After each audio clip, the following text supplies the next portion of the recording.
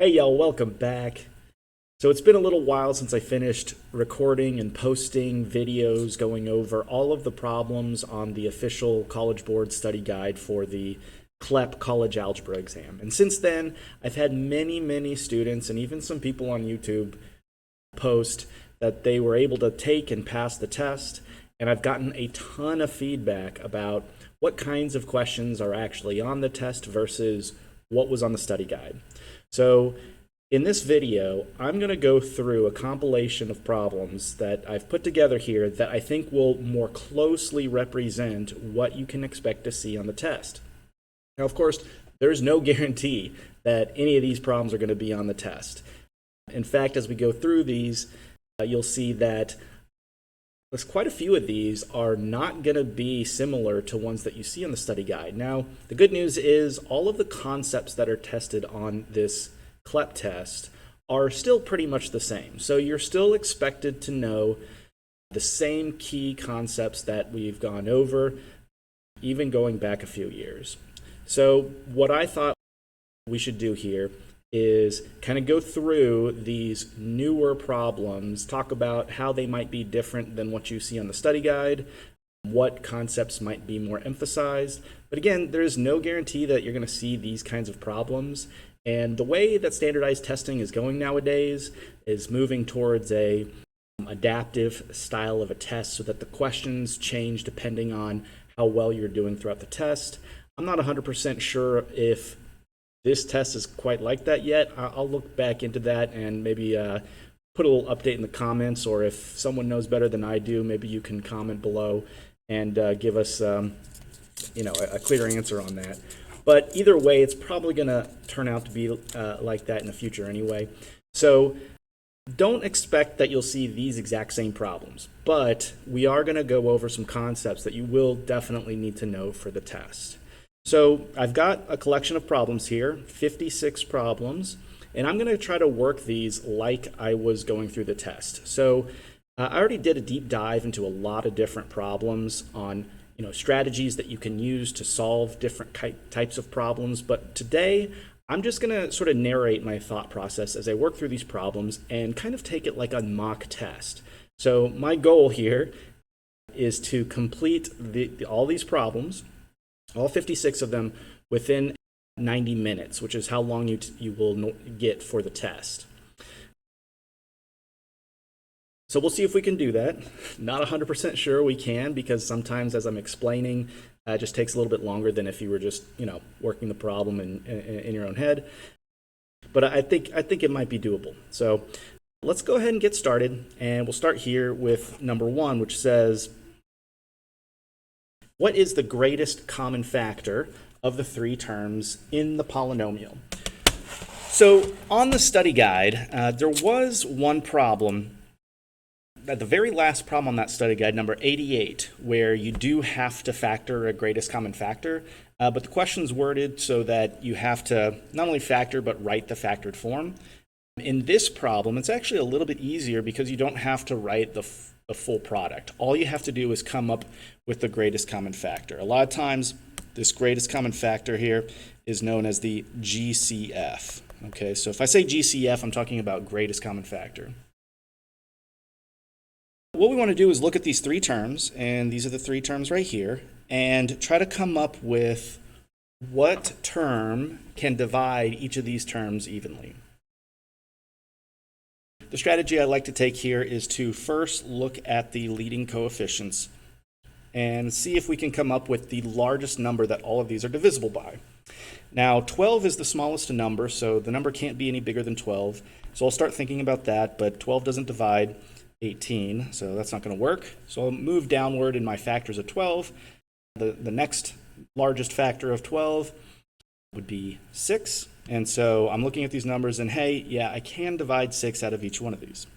So 6 is going to be part of my GCF.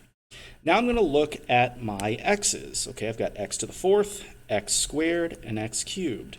And the GCF will be the fewest number of x's that appear in any of these terms. So if I've got x to the 4th, x squared, and x cubed, the x part of my GCF is going to be x squared, because this is the one that has the smallest exponent.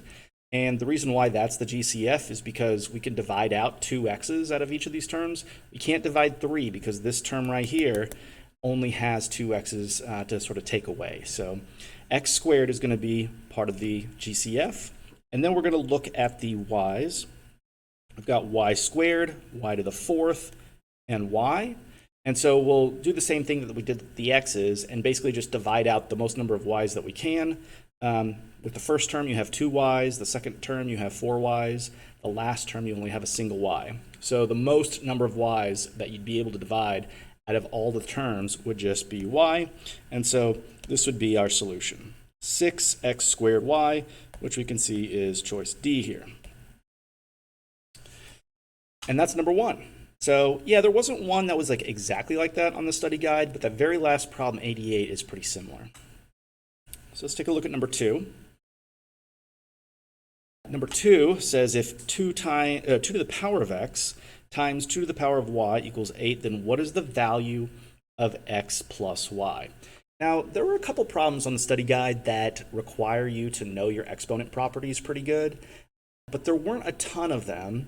And what I'm kind of noticing going through these problems and just after hearing feedback from people who have taken the test is that there's a little bit of a larger emphasis on exponent properties than you might suspect having worked through the study guide. So make sure that you are on top of your exponent properties. And so the one that we're going to use here is the power of products property. And basically what this says is that if you multiply 2 powers that have the same base and you want to combine them, then you add the exponents. So a to the x times a to the y would be like a to the x plus y. And so this property is what we're going to use to solve this problem.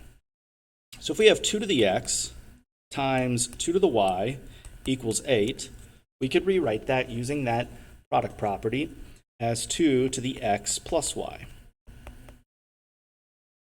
Then, if you know that 8 is a power of 2, in fact it's 2 cubed, we can rewrite 8 as 2 cubed. Now, looking at this equation, it's probably pretty obvious what the answer is going to be at this point. We have 2 to the power of x plus y and 2 to the power of 3, and those are equal. And what this question is asking for is the value of x plus y. And so I think it is a little obvious what the answer is going to be here, but just in case you're still a little confused, what we're going to use is something called the one-to-one property, which basically says if you've got 2 powers with the same base and they're equal, so like 2 to the a equals 2 to the b, if you have that set up, then you can say that a equals b. Yeah, so in this case, we can say that x plus y equals 3. And that's going to be our answer, which you see over here is letter G. Okay, there's number 2. Let's look at number 3. Which of the following is equivalent to the natural log of the square root of x divided by y cubed? Now, just like with the exponent properties, there were some problems with that require you to know your logarithm properties.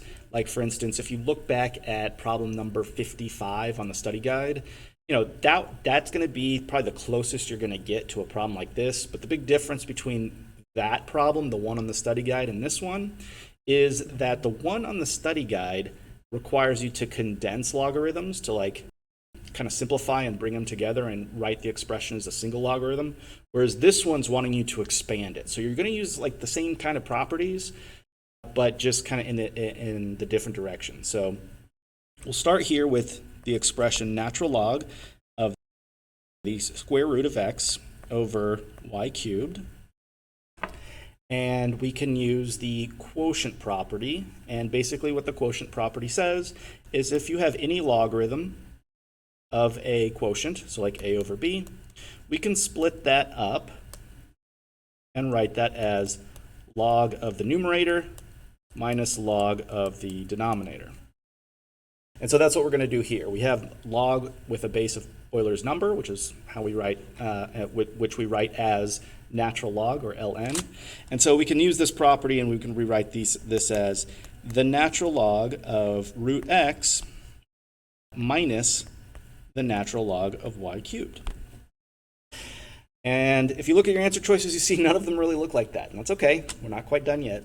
We're going to use another property, and that is that when you have a power in your logarithm, so if you have like log of x to really any power, you can rewrite this using something called the power property as a times log of x. So in other words, if the argument inside the logarithm has an exponent, you can rewrite that as a coefficient rather than an exponent. Pretty nice. I don't think that's super obvious at first. So we're going to use that power property. There's one other thing that we need to know here, and this comes up later too, and that is anytime you are taking the square root of a number or a term, that's equivalent to raising that base to the 1/2 power. So we can rewrite this square root of x as x to the 1/2, and then we can use this power property. So rewriting both of these logarithms using that power property, we get 1/2 times the natural log of x minus 3 times the natural log of y. And yeah, that should be our answer. Let me go see if I can find it. Yeah, so sure enough, here it is, letter M. Okay, and that's number 3. So number 4 says, which of the following is a factor of 36x squared minus 16y squared? And so what we have here is something called a difference of two squares. That's a setup where we have something squared minus something else squared. And we can factor this as a plus b times a minus b. Now, there was a problem that's kind of similar to this on the study guide. It was number 2. But this one I think is actually easier than what you see on that study guide. In this case, my a would be 6x, and my b would be 4y. Basically what we're looking for is the square root of each of those terms. And so if I want to factor 36x squared minus 16y squared, I'll write that down here. I can use that difference of two squares trick, and I forgot an x on that. Let's fix that. And write this as 6x plus 4y times 6x minus 4y. This problem is just asking for one of the factors, so you're really looking for either one of those, and we see that we have one right here, letter B. And so that's number 4. Number 5 says, for all y values greater than 0, which of the following is equivalent to, and then we've got this expression right here. Already we're seeing another exponent property question. Yeah, so you really got to know your exponent properties pretty good. So let me walk you through this one. First, I've got this power of 4 on the outside, and anytime you're raising a power to a power like that, you need to make sure to apply that exponent to every factor that's in the parentheses, and if any of those factors has an exponent already, then you multiply those exponents. So the power to a power property says that if you are raising a power to another power, you multiply the exponents. But we'll get to that in a minute. First, let's just apply that power of 4 to each term inside the parentheses. So this would be like 2 to the 4th, y cubed to the 4th, and then y to the 1/4 to the 4th. Next, we'll use that power to a power property and simplify some of this. Now, 2 to the 4th, we can evaluate that, and if you're not sure what 2 to the 4th is, you can always just use a calculator real quick to type that in. 2 times 2 is 4, times 2 is 8, times 2 is 16, so 2 to the 4th is 16. Y cubed to the 4th would be y to the power of 3 times 4, because of that power to the power property, so we get y to the 12th. And then same thing on the denominator. We're going to use that power to a power property again. And so 1/4 times 4 would just be 1, and so we get y here. The last thing to do is to simplify the y's here. We've got y to the 12th divided by y. That means that we've got 12 y's being multiplied in the numerator and just a single one in the denominator.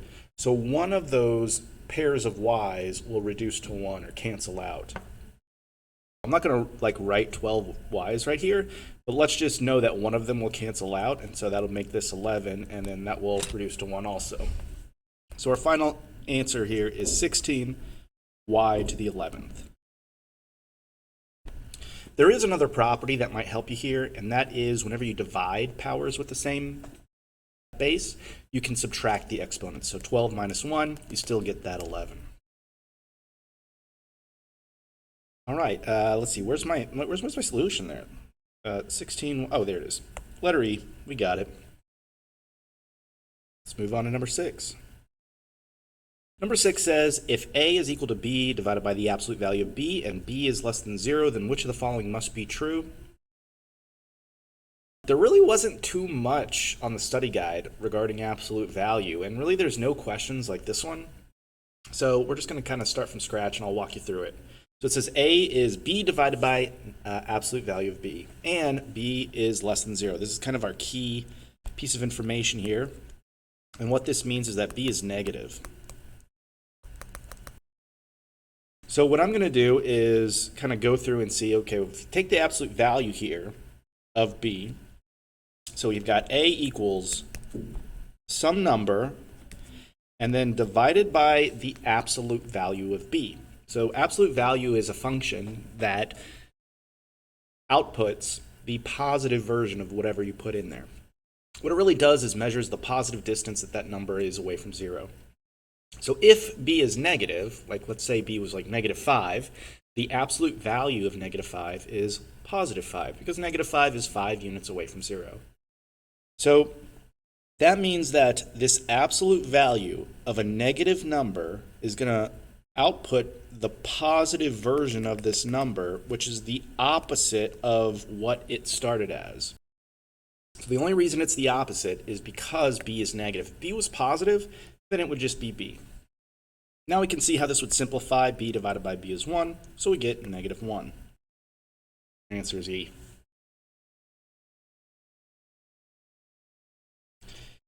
Number 7, we get this huge fraction problem, and there's actually one that is extremely similar to this on the study guide, and it was number 5. So the way to solve this, first, we're going to rewrite this division,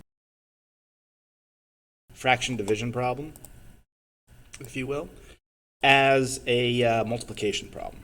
So times x minus 5 to x squared minus 4. The way to do that is division is defined as multiplication of the reciprocal. And so the reciprocal means basically you just flip this little fraction here. And so notice I put x minus 5 on the top, x squared minus 4 on the bottom. That's all you have to do to change this to a multiplication problem. Now before I go and start multiplying this, what I'm going to do is factor what I can. And the only thing you can really factor here is this x squared minus 4, which if you look at it, you can see is kind of like what we had up here on this fourth problem. It's a difference of 2 squares. So the square root of x squared is just x, and the square root of 4 is 2. So we can rewrite that second denominator as x plus 2 times x minus 2. All right, so now when you multiply fractions, you don't have to find a common denominator or anything. You just multiply straight across. So I get x plus 2 times x minus 5 over x squared plus 25 times x plus 2 times x minus 2. Now notice how you have x plus 2 both in the numerator and the denominator, so those will reduce to 1. And then whatever we have left over, that's our solution here. So that's going to be letter D.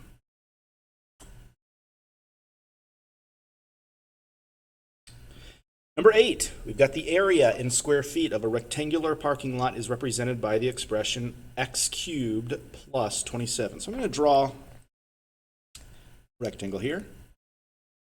The area is x cubed plus 27. Let x plus 3 represent the length in feet of the parking lot.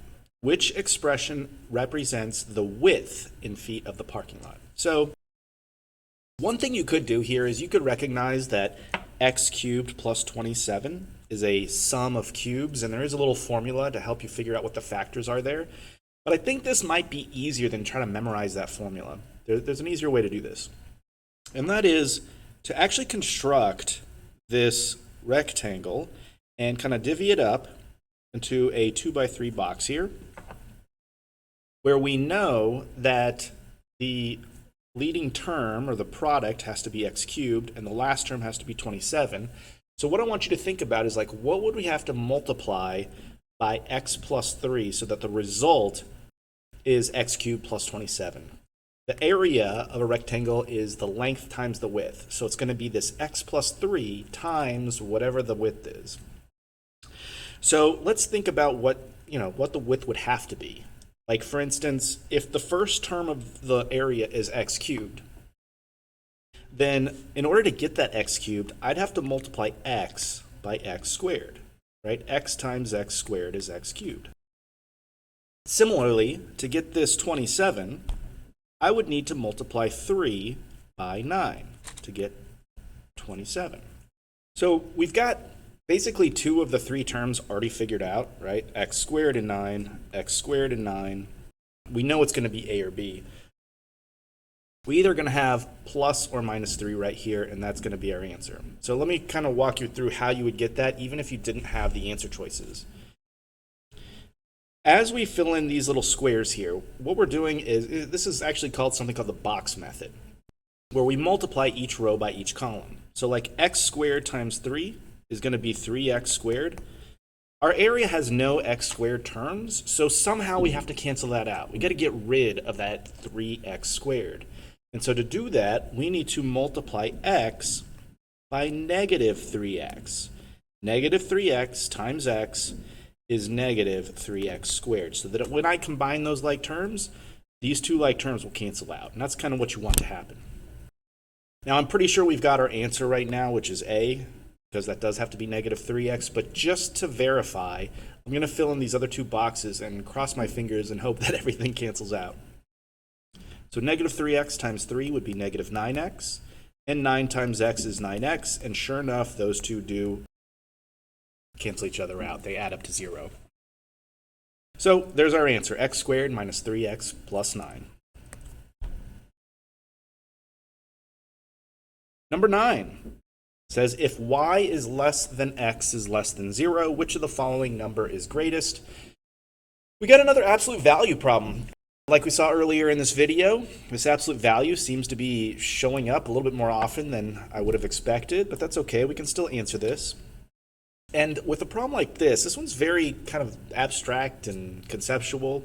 I think the best way to go about doing this is actually to just pick any value for x and y that will meet the initial conditions, and then see which of your answer choices is the biggest one. So like if y is less than x, which is less than 0, I'm just going to pick some easy numbers to work with. Like I'll pick x to be negative 1 and y to be negative 2. So which of the following numbers is greatest? A, 0. Okay, so that gives us something to work with. So x plus y would be negative 1 plus negative 2 is negative 3. The absolute value of x, which is negative 1, so absolute value of negative 1 is 1. The absolute value of negative 2 is 2. And the absolute value of, well, let's see here, negative 2 minus negative 1 would be like negative 2 plus 1. So the absolute value of negative 1 is also 1. So the largest number here is going to be 2. And that's it. You can kind of work this a little differently, but I think it's a little bit more complicated. You start getting into cases and stuff. I think just picking a number for x and y to test will make this problem go by a lot faster, and you can even use that strategy on a lot of different problems. Number 10, no words here. There's really nothing like this.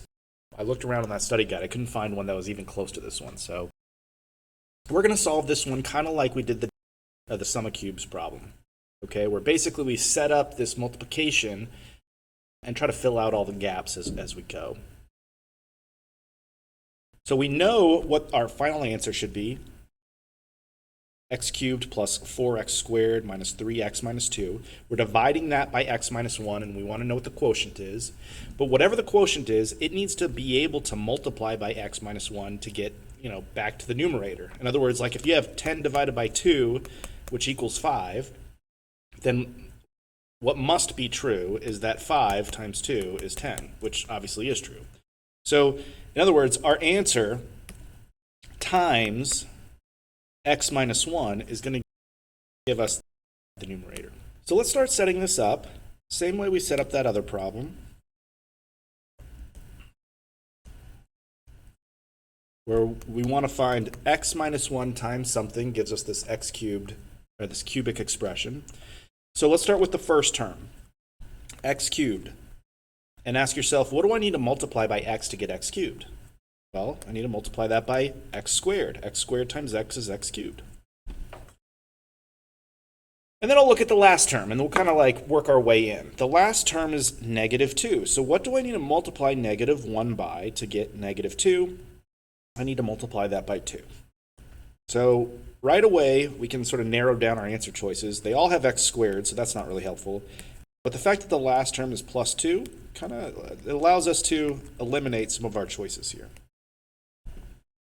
So to find the middle term, we just need to kind of logically work inward. So x squared times negative 1 is negative x squared. But we want our middle term to be 4x squared. So in order for this to be 4x squared, I need something that will add to negative x squared to give me that. And that's going to be 5x squared. 5x squared minus 1x squared is 4x squared.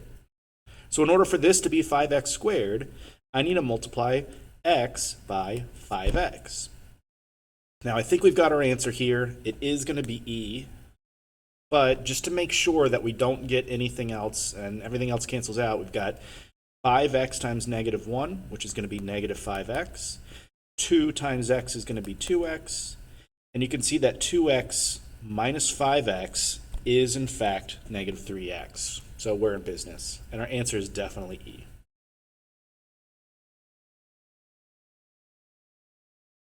Number 11 says, if x and y are positive, which of the following is equivalent? Okay, so look, again, another exponent problem. Just more exponential properties just all over the place.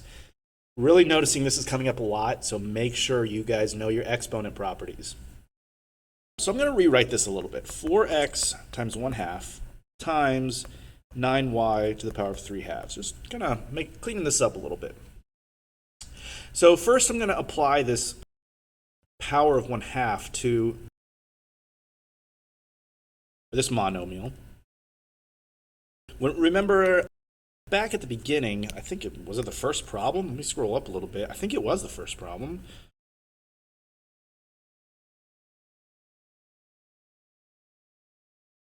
Yeah, here we go.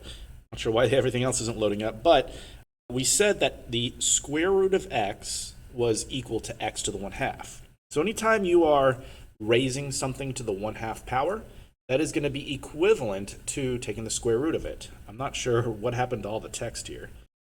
And basically the reason I was going back to that is to show you that, hey, if we've got something to the 1/2 power, that just means that we are taking the square root of it. So the square root of 4 is 2, and the square root of x is just the square root of x. Now we can do something kind of similar here, but we do have this cubic on here. So we've got times 9. Now notice here, and I think this is where a lot of people are going to get this wrong, that this 3/2 is only on the y. It's not on the 9. That's different than this other one, because this other one has another extra set of parentheses around the 4x. So the 1/2 has to be applied to both the 4 and the x. On this one, it's only applied to the y. So we've got 9 times the square root of y cubed.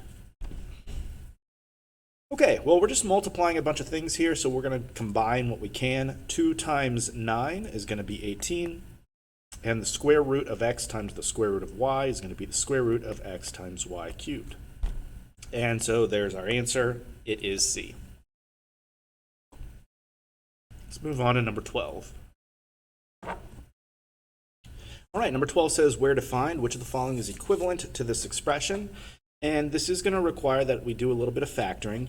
We've already talked about the difference of two squares on two other problems here. Again, this is the third time it comes up, so make sure you know your difference of two squares, along with understanding absolute value and those exponent properties. So the numerator is going to factor as 2 plus 5x times 2 minus 5x. And that denominator, if you're not sure how that's going to factor, we can do, again, kind of like we've been using that box method before. We know that the first term is 5x squared, and we know that the last term is negative 6. So we have to come up with some factors that will multiply to this. So like 5x squared, since 5's prime, really the only two combinations of terms that are going to multiply this is going to be 5x and x. And then we need two terms that multiply to give me 6, where the two middle boxes, again, have to add up to that negative 13. So I'm just going to try something and see if it works. Like I'll try maybe 2 minus 3, and it looks like that's actually a pretty good guess there, because I think that actually is going to work. I got kind of lucky there. It might take you a couple guesses to get there. Usually it takes me like 2 or 3 before I actually settle on it, but I got lucky here. 2 times x is 2x. And so you see that negative 15x plus 2x is that negative 13x. That's how you know you did it right. And so that means our two factors here are going to be 5x plus 2 and x minus 3. So now we're looking at that fraction, and we see that we have the same factor in the numerator and the denominator. It doesn't look exactly the same. We've got 2 plus 5x versus 5x plus 2. But since addition is commutative, they are the same thing. And what that means to be commutative is that the order of the addition doesn't matter. Like 4 plus 6 is the same as 6 plus 4. So 2 plus 5x is the same as 5x plus 2.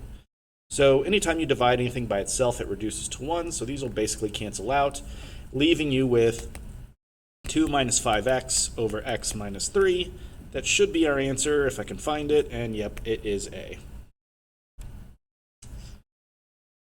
Number 13 says if x is not 0, which of the following expressions is equivalent? And then we've got this big fraction with, again, exponents. My goodness, I'm kind of getting tired of these exponent property problems, to be honest with you. I mean, we're not even like halfway done, and a bunch of these require you to know your exponent properties. So I guess what I'll say is just, again, I've said this a couple times, make sure you know your exponent properties. I can't really emphasize that enough. Okay, so let's see. I'm just going to rewrite this, kind of clean this up a little bit.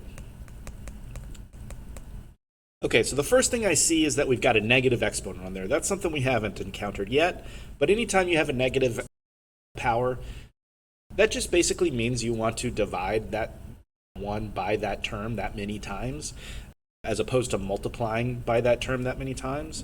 And so to get rid of that negative power, because that does kind of complicate things, we can rewrite that as a positive power of 5 if we move it up to the numerator. So we can rewrite this as x to the 7th times 2x squared to the positive 5th power over 8.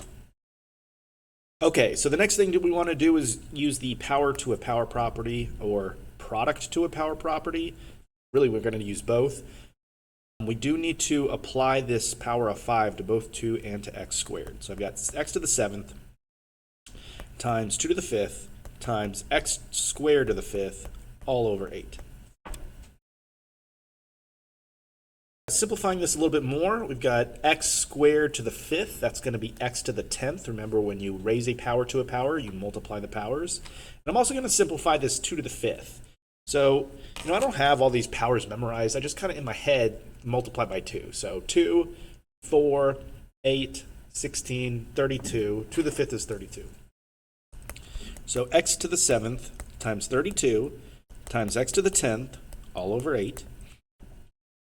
We can reduce this 32 to over 8. 32 divided by 8 is 4. And then to combine our x's, since we're multiplying two powers that have the same base, we want to add those exponents together. And so that'll be x to the 17th power. So our answer is A.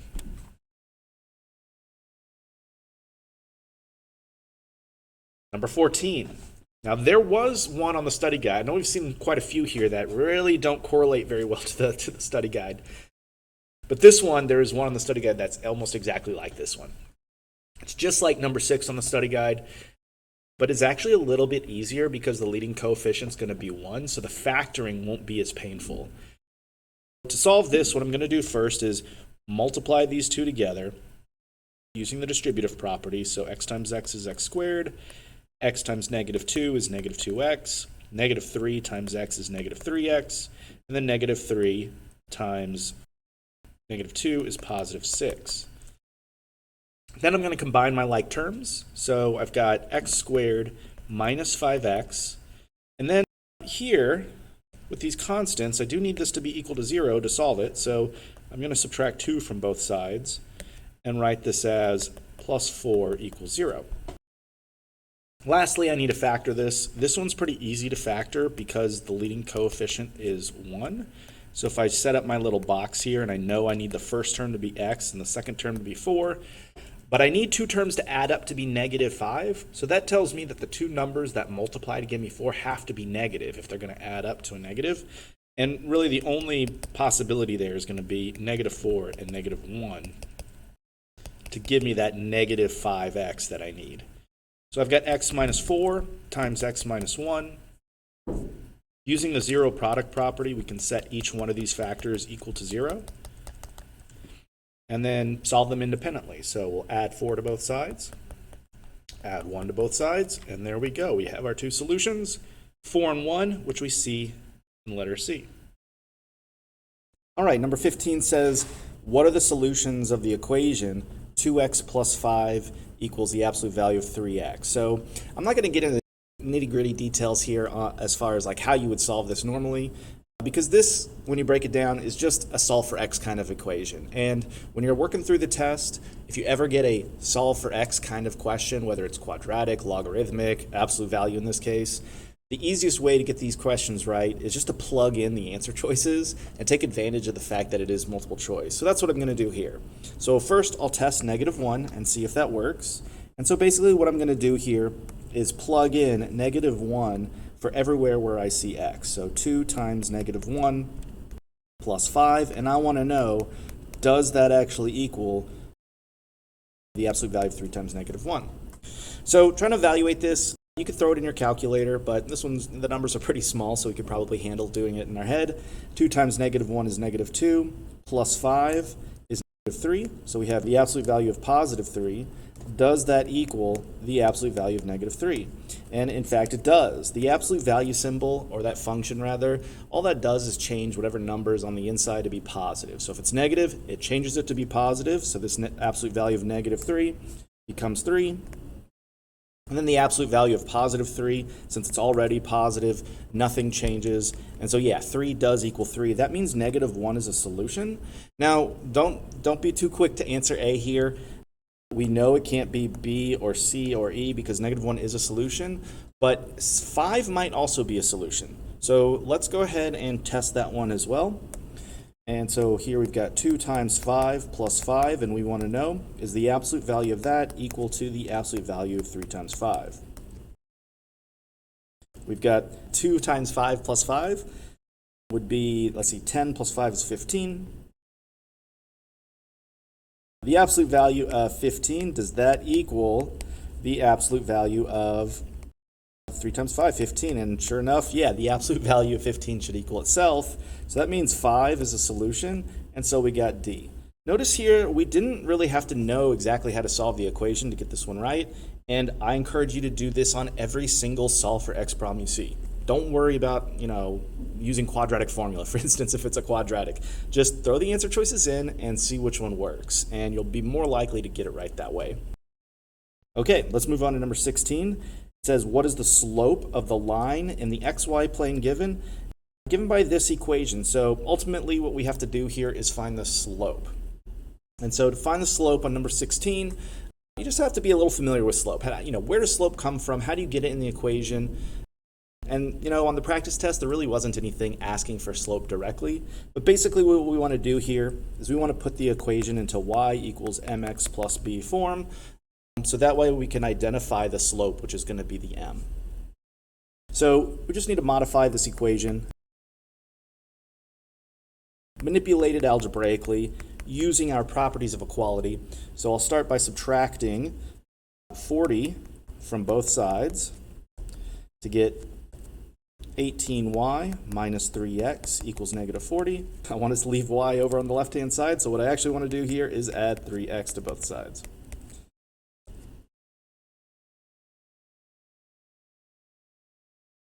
(18y equals 3x minus 40), and then finally we want to divide both sides by 18. I'm running out of space here, but I'm going to try to squeeze it in. So divide both sides by 18, and we get y equals 3/18, and that does reduce, so I'll come back to that, x minus 40 over 18. So this is our equation, y equals mx plus b, or slope-intercept form. Our slope is going to be that m value, or the coefficient to x, which is this 3/18. Now we don't see that explicitly as one of our answer choices here, but 3/18, if we divide both 3 and 18 by 3 and reduce that fraction, we do get 1/6. So our answer here is C. Number 17. It says a store has 156 packages of batteries in stock. Each package contains either 4 batteries or 8 batteries. The 156 packages contain a total of 1,048 batteries. How many packages that contain 8 batteries does the store have in stock? So first, let's declare our variables. We can let x be the number of, I'll just say 4 packs, and y is the number of 8 packs. And so we're going to write 2 equations. One that has to do with how many packages there are total, and one that has to do with how many batteries there are. So as far as how many total packages there are, we have the total number of 4 packs plus the total number of 8 packs is a total of 156 total packages. And then the next piece of information tells us about how many batteries there are. If there are 1,048 batteries, and we have 4 batteries in every 4 pack, and 8 batteries in every 8 pack, the total number of batteries is 1,048. So here's our system of equations, and we have to solve this. You can use a variety of methods if you're going to solve this directly, substitution, elimination, but let me show you an alternate way on how you might approach this. What we could do is just take the numbers that are given and test them and see if they actually work. So here's how I'll do that. It'll say, so what we're trying to solve for is how many 8 packs do we have, how many packages that have 8 packs. So we're going to plug these values into y, see what x would have to be, and if we get the same x value in both equations, then we know we're doing it right. So these are our y values here. So we'll start with just 82 and we'll work our way down. So 82, we're going to plug that in to y and solve for x. We'll start with the first equation. X plus 82 is 156. So if there's 82 packages of 8 packs, 156 minus 82 means there's 74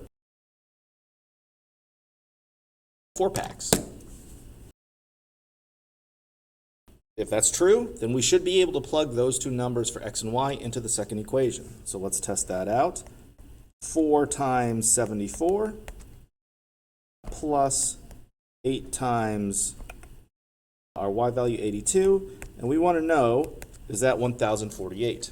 So let's test this out. 4 times 74 plus 8 times 82, and we get 952. So not quite, right? So that means that A can't be our right answer, but we're pretty close. So if I had to guess, I'm guessing it's going to be either B or C, but let's find out. So I'm going to test B, and I'm going to change this 82 to an 86. If I do that, then 156 minus 86 is going to give me 70 packages of the 4 packs. And so now I'll test these 2 numbers into the equation. I'm going to replace 74 and 82 with 70 and 86 and see if this one works. So 4 times 70 plus 8 times 86 is 968. So we're still not quite there. Yeah, let's do the next one. So we'll try 94. We'll plug that into y. So if y is 94, 156 minus 94 is 62. Okay, so we could plug that in for x, plug in 94 for y. Use our trusty calculator here. 4 times 62 plus 8 times 94, and we get 1,000. Not quite there. I had a feeling about that D. I think that's going to be our correct answer, but let's see. So yeah, that one didn't work, unfortunately. So let's clear that out. And we're going to do this one more time.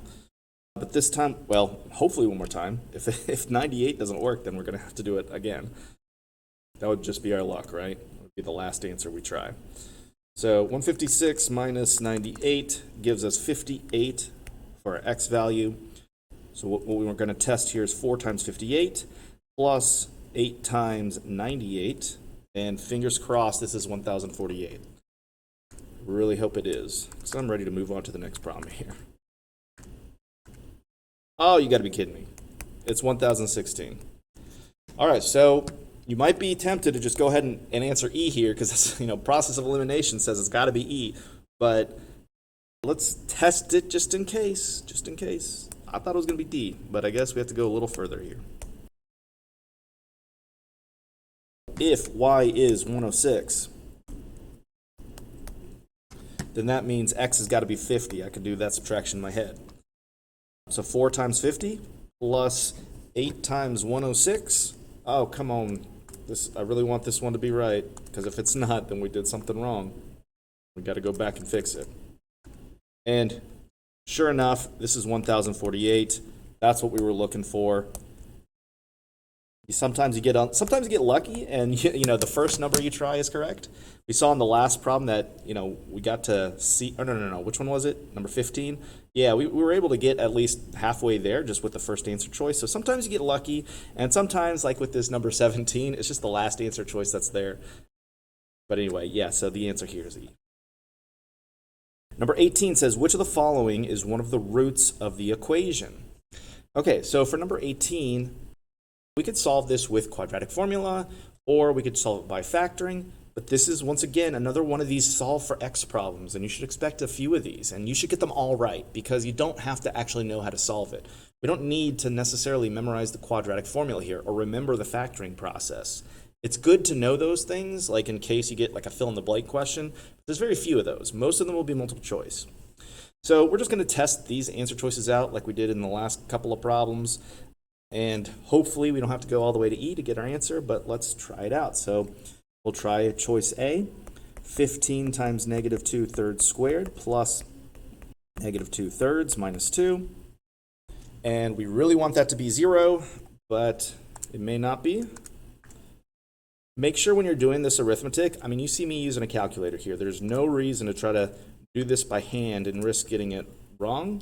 It'll probably take you longer to do it by hand anyway, and you'll be more likely to make an error. So, take advantage of the fact that you do get a calculator on here. Okay, so this one equals 4. That's not what we're looking for. So we're going to go on to the next one. We want it to be equal to 0. Okay, so next up, we'll plug in negative 2/5. See what that thing equals. And look at there, we got 0. So our answer B. If you have extra time on the test, like if you finish all the questions and you have a little bit extra time on these where we're checking, item by item, at this point I would just move on. But if you have time at the end of the test and you still have, a little bit of time left, go back and make sure that none of the other answer choices work. Because you don't want to accidentally mistype it and you think you got the right answer, but really it was D. And if you check that, you'd be able to catch that. Just for the sake of time, I'm going to skip that for this. But if you have extra time, go back and check those other answer choices. Number 19 says a patient took 200 milligrams of an antibiotic in a single dose. At the end of each subsequent hour, the amount of antibiotic in the patient's body was 11% less than it was at the beginning of the hour. Approximately how many milligrams of antibiotic were in the patient's body 7 hours after the dose was taken? This is an exponential decay problem. It's kind of like number 81, but it's a little easier because the exponent is just going to be t for hours. On the practice test, you had to figure out what that exponent would be. It was like an expression in terms of t, but this one it should just be t. So let's go ahead and set this up as an exponential decay problem. The 200 milligrams is going to be our initial amount. So we'll say y equals 200 times. And then it says at the end of each hour, there was 11% less medication than was at the beginning of the hour. So you start off with 100%, that's 1, and then you subtract the 11%, so minus 0.11, and that will give you your multiplier, okay, or your decay rate. And then we'll say to the x power, where x is the number of hours, and we want to know how many milligrams were present after 7 hours. So all we need to do is plug in 7 in for x. I would just put that in your calculator. You really didn't even have to do this little arithmetic. I just thought I'd rewrite it a little bit to make it easier to read. But you're safe to go ahead and put 1 minus 0.11 in the calculator too. So anyway, I'm going to type all this in, hopefully get a good answer out of here. And I'm getting approximately 88.5, so our answer is C. So yeah, this one's a little bit more straightforward than what you saw on the practice test. Number 20 says, which of the following are solutions of the system of equations shown? Okay, so the system of equations is right here, and we need to find solutions. Another solve for x kind of equation. Now here you've got x and y, but you could still use the same process. And what I mean by that is like use your answer choices to your advantage, plug them in and see which one works. The one that's on the practice test that's kind of like this is, I don't recall which problem number it is, but there's one problem where you've got a circle and a line and you're trying to figure out what the solution is, but I don't think it's exactly like this. So either way, we're just going to be plugging in numbers, so I think we can get this right even without having like a great idea of what these graphs looks like or anything. This top one is a circle and the bottom one's a line, so you can kind of think it's like something like that. I don't know exactly what it'll look like. And that's not really important. The important part is that we figure out where the intersection points are. So let's start with the first one. And basically what we're going to do is plug these numbers into x and y, see which one works. So we'll start with the first one. Negative 9 squared plus 3 squared. We want to know, does that equal 90? If it does equal 90, we need to check it with the second equation just to make sure it is a solution to the system and not just this one equation. If it doesn't equal 90, then we can move on. Say, this isn't just not going to work. So you got 9 squared plus 3 squared, and that does equal 90. So that means that negative 9 comma 3 is a point on the circle.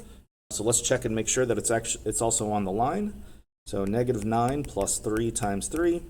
We want that to equal 0. And sure enough, negative 9 plus 9 is going to be 0. So that means negative 9 comma 3 is a point of intersection. But there might be another one. Remember, this is like a circle with a line through it. So it's likely that we're going to get 2 points of intersection. So we need to test. We know this is right. So anything that doesn't have negative 9 comma 3 has got to be wrong. So this is wrong. Okay, here we go. We got this could be right. And then this. So really, all we need to do here is test 9 negative 3 and see if that's a solution as well. I'm guessing it probably is, but let's just double check. So 9 squared plus, what is it, negative 3 squared. That'd be 81 and 9. That does equal 90, so that checks out. And then also we've got 9 plus 3 times negative 3, and that is also going to be 0.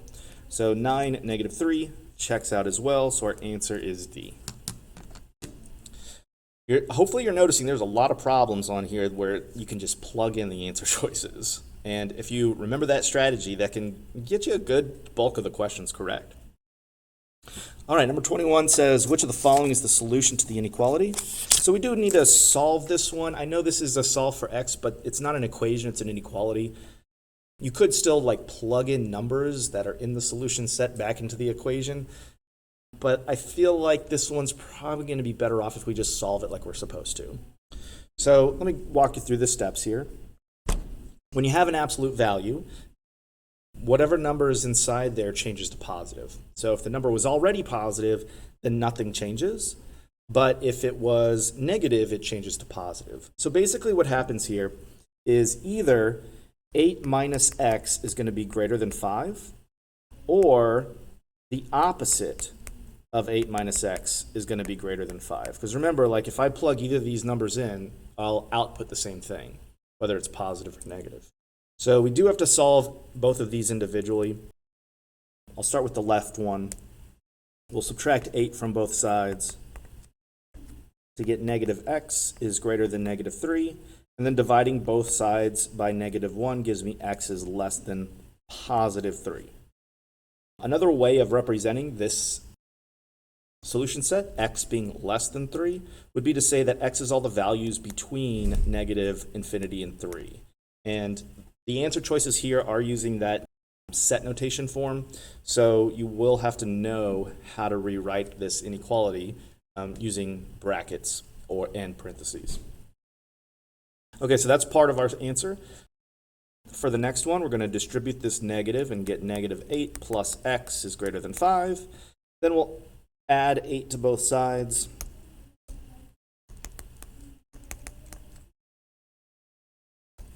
To get x is greater than 13. And yeah, that's it. So if x is a bigger number than 13, then we could say x can be any number between 13 and infinity. So here's our solution set. We're going to just basically box this. The little u in the middle stands for union, and that just basically means that any number in either set could be a solution. So yeah, our answer here is going to be E. Number 22 says consider the equation x squared minus a plus bx plus ab equals 0, where a and b are constants. Select two of the following choices and place them into the blanks so that the resulting statement is true. So this is not a multiple choice. I guess in a way it kind of is, but it's really it's considered a drag and drop problem where you have these different options that you can pull into the blanks. So the statement that we're trying to make true says if the constants a and b such that blank, then the equation has blank. So this has to do with the discriminant.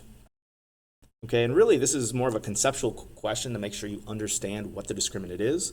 The discriminant, maybe I'll write this down, is normally b squared minus 4ac. It's that expression underneath the square root in the quadratic formula. But here we've got constants that are in terms of these parameters a and b, so I'm going to be careful about how I write this. You know, in general, it's b squared minus 4ac, but in this problem, the b here, which is this coefficient of x, is negative a plus b. All right, just keep that straight. And then the a is just 1, and then the c is this ab. So the discriminant in this case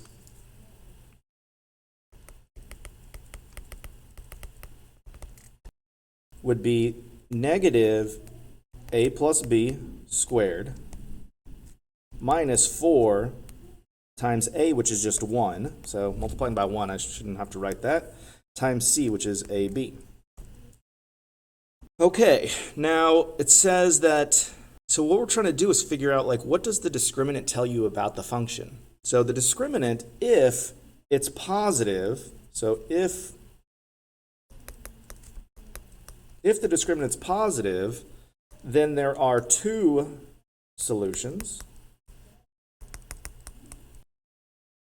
If the discriminant is negative, then there are no solutions. And I'm running out of space here, but if the discriminant is actually equal to 0, then you get one solution. So here's the expression for our discriminant. So in order for this to have no solutions, I would need this thing to be equal to 0. I don't know if that's actually possible, but let's see here. I'm going to simplify this. I'm going to actually square this out. Now, a negative times a negative is a positive, so this will be positive. And it'll be positive a plus b times itself. So a plus b times a plus b would be, well, it'd be a squared plus 2ab plus b squared. And then we have this minus 4ab. I'm going to combine like terms to get a squared minus 2ab plus b squared. So we've got three options. Either a is less than b, greater than b, or equal to b. I think this will be easiest to simplify if we set them equal to each other and see what happens. So if a is the same as b, then we've got a squared, and I'll just change every b to a here since this is the one we're going to test first. 2 times a plus a squared. Right? So here we've got a squared plus a squared is 2a squared minus 2a squared, and that equals 0. So if a equals b, then the discriminant is 0, and that means we only have one solution.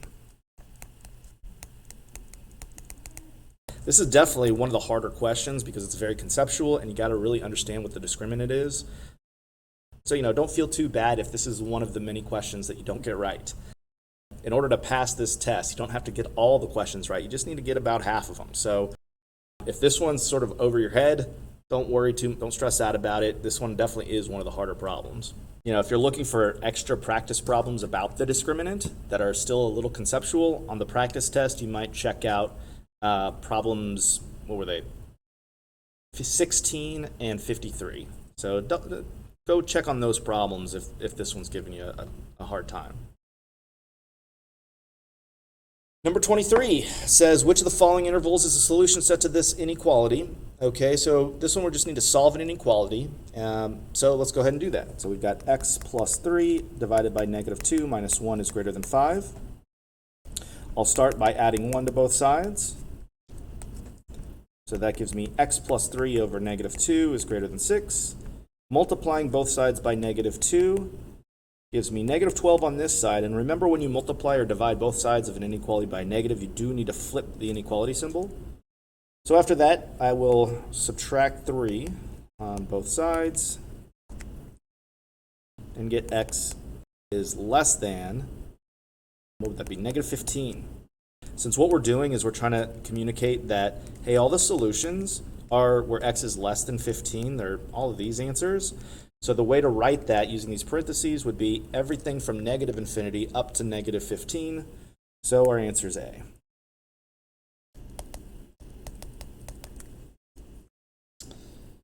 '24 says, to win a new car on a game show, a contestant must guess the price of a blender within $1.50. If the price of the blender is $60 and the contestant's guess is X dollars, which of the following inequality specifies the values for X for which the contestant will not win the new car? So in order to win this car, you have to guess the price of the blender, which costs $60, and you have to guess within $1.50 of that. Your guess, which is X, if that has a difference of $1.50 between it and $60, then you win. So in other words, like if you subtract $60 from your guess and you take the absolute value of that to make sure that the difference is positive, this expression right here, this x minus 60, would have to be smaller than $1.50 in order for you to win. So in order for you to not win, that difference has to be bigger than $1.50. So if it's smaller than $1.50, then you win. But if the difference is bigger than $1.50, then you don't win. So our answer here is C. There's really no work to show for this problem. You just have to be able to interpret the word problem and set up an equation to model it. So yeah, it's going to be C here. Number 25 says, which of the following is the solution set of this inequality? So we're going to have to solve this inequality, and solving a quadratic inequality is no easy task, so just buckle up. This one's kind of tough. If you're looking for kind of a similar problem, you can work out number 6, but number 6 on that practice test is not an inequality, it's an equation. So this has an extra layer of complexity to it. So I'll just work this out the way that we worked out number 6. First, I need to multiply these out. Okay, so I'm going to use the distributive property and distribute 2x to 3x. It's going to give me 6x squared. 2x times negative 1 is minus 2x. Negative 1 times 3x is going to be minus 3x. And then we have negative 1 times negative 1 is plus 1. And then I'm also going to subtract 7 from both sides and move that 7 over so that I have a 0 isolated on the right-hand side.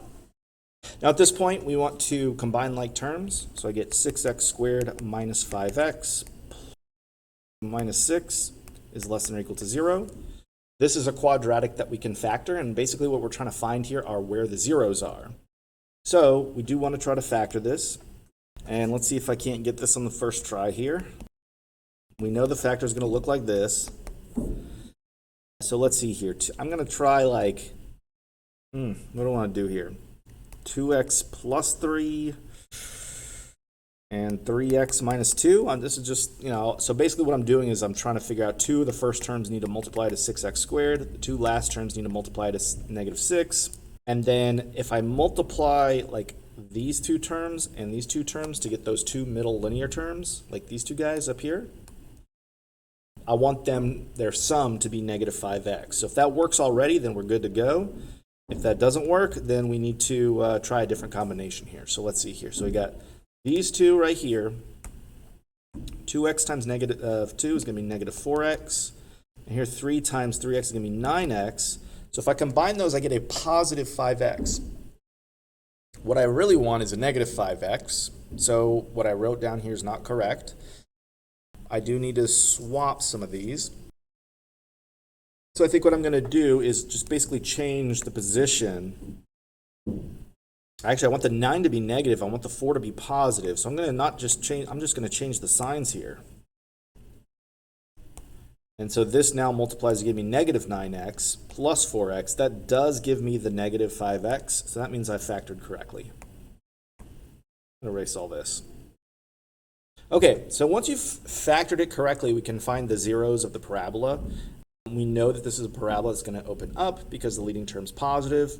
So if we're just doing like a rough little sketch here, and this is super rough, here's my x-axis. I know it's opening up. I'm going to find my two x-intercepts, right? And my parabola is going to do something like this. Now the question is asking, when is this less than or equal to 0? So it's really asking for what x values are below the x-axis. So as soon as we can find where those x values are, we can say that all the x values that make this negative or 0 are going to be contained in between these two x-intercepts. So right away I can eliminate a, b, and c, because even though I don't even know the solutions yet, or the not the solutions but the x-intercepts, the solution set has to be in between the two values because this this part that's below the x-axis is connected. If this said like greater than 0, then you'd have the two branches of the parabola that you'd be reporting back. So let's find the two x-intercepts here. What we'll do is set each one of these factors equal to 0 and solve them independently. So this would be like 2x minus 3 equals 0 and 3x plus 2 equals 0. So using those properties of equality, you should get x equals 3 halves and x equals negative 2/3. Those are going to be the endpoints of this interval, where this is at negative 2/3 and this must be at 3 halves. So our answer is going to be D. Another tough one. Couple tough ones in a row here. Number 26 says pump A and pump B working together at their respective constant rates can fill an empty pool with water in 3 hours. Okay, so we've got this pool. Okay, we've got two pumps, pump A and pump B. And they're now filling up this pool. Yeah, my art skills leave a lot to be desired here, but good thing this is not an art test. Okay, anyway, the setup here is a little tricky, okay, but we can get this up. So here's like some of the key points here. So it says that pump A, if it's going by itself, will fill the pool in 5 hours. Pump B, we're wondering if it works alone, how long does it take to fill up the pool? We know if they work together, it only takes 3 hours. So here are the key points here. The two pumps together, since it takes 3 hours for it to fill up, we know that it can fill 1/3 of the pool in 1 hour. All right, because it takes 3 hours to fill up the whole pool. Okay, pump A is going to fill 1/5 of the pool in 1 hour. And pump B fills the pool, or we don't know exactly how much, and that's what we're actually trying to find, x of the pool in 1 hour. Basically what we're doing is we're trying to take the information that was given to us and rewrite it in terms of just 1 hour. So instead of coming up with an expression of like how many hours per one pool, we're trying to come up with an expression to represent how much of the pool in 1 hour, so that way we can write an equation that relates all these. So here's how that equation is going to look. We've got pump A, which is 1/5, plus pump B, 1 over x, is equal to 1/3. So this is like pump A plus pump B is the total. All right. And so basically at this point, we're just going to solve this equation for x. You're welcome to go ahead and actually, let's just solve this out. You really, if you got this equation set up, this is another like plug-in for x kind of problem where you can take the answer choices and figure out which one works. But I think this one is like really not that hard to solve, so I feel like maybe we should just solve it. You get a calculator, so it shouldn't be too bad. First, you would subtract 1/5 from both sides. That'd be 1 over x equals 1/3 minus 1/5. You could put this in a calculator, but 1/3 minus 1/5 is going to be 2/15. And then if we cross multiply and divide, we're going to get 2x equals 15, which means that x is 7.5. So our correct answer here is going to be D. And there's number 26. Number 27 says, what's the solution to this equation? Oh, great, another solve for x kind of problem. So that's what I would do here, honestly, is just plug in all these values, all these answer choices for x, and see which one's right. If you do want some more practice, like with log properties, we've seen a couple here that require that you know how to use the log properties. If you're looking for similar problems on the practice test that are like this, I would look at numbers 38, which is like more of a solving problem, and number 55, which is simplifying using properties, but there's really not a question where you have to do both in one problem like you have to do here. But again, I wouldn't even like mess with those logarithm properties. I would just plug in these answer choices as you get them. So let's start with A. Now, I don't know why the College Board does this, but whenever they have log base 10, they actually write out the 10. When normally you don't see that written. On your calculator, you're going to see that you have a log button. You don't see the 10. If you see log with no base written, typically it's assumed to be 10. So it's kind of odd that they would actually write 10 here. But my only thought is maybe they're just trying to remove any ambiguity, potential ambiguity here on what the base is. So I'm going to write it without the 10 just because that's pretty conventional, and I think it'll be easier to read. But just know that if you don't write a base, it's typically assumed to be 10. Okay, well anyway, we're going to plug in 10. So here we go. 2 times log 10 minus log of 1/5 times 10 minus 1. We want to know, does that equal 2? Hopefully it does, and we can be done. If not, we'll just try the next answer choice. 2 times log 10. Where's my log button? It's just talking about it. There it is. So 2 times log 10 minus log of 1/5 of 10, that would be 2, minus 1. And look at that, we got 2. So, we saw one earlier where we had to go through all the answer choices to get the right one. Sometimes you get lucky, and here we go. The answer is A. Number 28 says, a line intersects a circle with center O as shown in the xy plane above. The circle region represents the solution set to which of the following systems of inequalities? So here you just have to know how to write an equation for each one of these. Now, it does appear that the radius here is 1, so we actually have the unit circle here. And the equation for a circle with a radius of 1 is going to be x squared plus y squared equals 1. Okay, so that's going to be this one. Now, notice that the shading is on the inside of the circle. So instead of this being equal to 1, we're going to say that it's less than or equal to 1. If it was greater than or equal to 1, we would be shading all the points that are further away from the origin rather than the ones that are closer. And then we also have this other equation, which has a y-intercept of -1 and a slope of up 1 over 1 would just be 1. So this line is going to be y equals x minus 1. And since it's shaded above, we're going to change that equals to a greater than or equal to. And there's your two equations. It's just asking you to identify which equations you see here. This problem's kind of like number 47, which is where you have to solve a system of equations that has a circle. But there's nothing like exactly like this on the practice test. Let's look for our answer choice here. Looks like it's going to be B.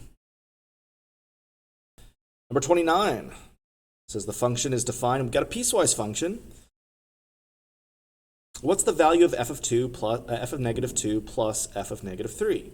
So basically what we need to do here is evaluate each of these, and then we can answer the question. We're going to add these together. So it says, what's f of 2? Now for a piecewise function, you basically are going to plug it into the correct piece based on the domain restriction. So negative 2 is greater than or equal to negative 2. So for this first one, we'll plug in negative 2 right there. Negative 2 squared minus 1. 2 squared is 4, minus 1 is 3. And then if we're going to substitute in negative 3, that is a number that's less than negative 2. So we're going to plug it up here in the top one. Negative 3 plus 6 would be 3. So the value of f of negative 2 plus f of negative 3 should be equal to 3 plus 3, which is 6. So our answer is B. All right, we're flying through with these problems. Hopefully I'm not going too fast for you guys. Number 30. If f of x equals 85 minus 6x and g of x equals x squared, what's the value of f minus g at x equals negative 10? Well, here is just like kind of like the last problem, where we're just going to plug in negative 10 and see what this thing equals. So first we'll find f of negative 10, and then we'll also find g of negative 10, and then instead of adding them like we did the last problem, we'll subtract them. So f of negative 10 would be 85 minus 6 times negative 10. And just to make sure I don't get anything wrong here, especially because there's no answer choices for me to work with, I'm going to type this in the calculator. That way I can blame the calculator if anything goes wrong. We got 145. G of negative 10 would be negative 10 squared, which is, don't need a calculator for that, that's just 100. So 145 minus 100 is going to give us 45.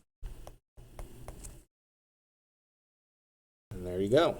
There's number 30. Number 31 says the function g is defined by g of x equals x plus 1. If h is the inverse of g, what's the value of g of 2? So the inverse of y equals x plus 1 is, like if we were going to solve for x here, we would subtract 1 on both sides, right? We get y minus 1 equals x. So this is the inverse, okay? So h of x is actually going to be like this expression, but we're going to replace y with x, so x minus 1. So if we want h of 2, we're going to say h of 2 is 2 minus 1, which is 1, and that's our answer, it's C. Number 32. 3 savings accounts, R, S, and T, were opened on the same day, and the same amount of money was deposited in each account. The table shows the amount of money in each account T years after the deposits were made. Based on the table, 6 years after the deposits were made, account blank had the greatest amount of money and contained approximately blank more than the account that had the least amount of money. So what we need to do is find how much money was in each of these 3 accounts after 6 years, and then we'll pick the one that has the most and subtract the one that has the most minus the one that has the least to get the difference here. Now this one, I had 2 blanks here. The kind of problem that this is going to be is not going to be a drag and drop. It's not going to be a fill in the blank. It's almost like a double multiple choice. These are going to have little drop down menus that you click on, and then it gives you options. So yeah, basically we're going to plug in 6 in for T. Okay, 6 years after the deposits were made, and we're going to find how much money is in the account for each one of these. So 100 times 1.03 to the power of 4 times 6 is going to be $203.28 for account R. For account S, we've got 100 times Euler's number to the power of 0.06 times 6. And that's going to be $143.33. And then finally, we've got 100 times 1 plus 0.1 times 6, 160. Okay, so the one that had the most was account R. So account R had the greatest amount of money and contained about how much more than the one that had the least. So the one that had the least is this 143 number. So I'm going to just subtract those two. 203 minus 143 with the decimals included and everything. And so it should be approximately $59.95 more. All right, number 33, done. Wait a minute, or 32 done. 33. The graph of which of the following functions in the xy plane has more than one x-intercept. So the x-intercept is where the graph crosses the x-axis. And so you have to have at least a decent idea of what these graphs are, since you're not going to get a graphing calculator. And you don't have to know exactly what they look like, but if you have just like a general idea what they look like, you can answer this one. So the first one, negative 4x minus 5, that's going to be a linear function. It's got a negative y-intercept with a negative slope, so it's basically going to look something like this. Any linear equation is only going to have one x-intercept, and we're looking for the one that has more than one, so it's not going to be a. B is a quadratic. It's got a negative a value and a positive y-intercept. So the negative a value tells you that it's opening downward. Okay, so it's going to go like this. Now, this is going to be our answer, okay, but I want to at least explain why it's not any of the other answers. Here we've got two x-intercepts. Yeah. C, whenever you don't see an x, that's just going to be a horizontal line going through, in this case, 4. That has no x-intercepts, so that's not going to work. D is another quadratic, but since the leading coefficient is positive, that means that this is going to open up. It's got the same y-intercept as B, but since the leading coefficient is positive, that parabola is going to open up and have no x-intercepts, just like C. Finally, E is a cubic function that has a y-intercept of 5. And so it's going to do something like this, and it's going to cross the x-axis just once, so it's not going to be E either. The only one that has more than one x-intercept is B. Number 34 says the tables above list some values of 3 functions, and we got one for f, g, and h. It says which could be a linear function. Now, there's not really like a table analysis kind of question on the practice test. You just really need to be familiar, again, with slope and how to calculate that. So if we're testing to see which one's linear, the key characteristic of a linear function is that it has a constant rate of change, meaning the rate of change doesn't change. So what you're looking for is as x goes up, you're looking for the amount that y goes up or down by to be constant, should not change. So like if we look at f, for instance, we can see that we're just adding 3 each time, right? So this would definitely be an example of a linear function. F is going to be good. So yeah, our answer is going to be either A, D, or E. We can say it's not going to be just them because we found one that was linear that wasn't those. It wasn't G or H. So let's try G. We can see that we're adding 1 here, but then we add 2. So there is a pattern here, but it's not linear because the rate of change is not constant. That allows us to eliminate E. And for H, we are adding 4, adding 4, adding 4, and adding 4. So we're adding the same amount for each increase in x. And so this is going to be another linear function. So the two linear functions are going to be f and h. Number 35 says the retail price of a certain item at a store is x dollars, where x is greater than 5. If a coupon is used that reduces the retail price by $5, the reduced price R in dollars of the item is given by the function r of x equals x minus 5 for x greater than 5.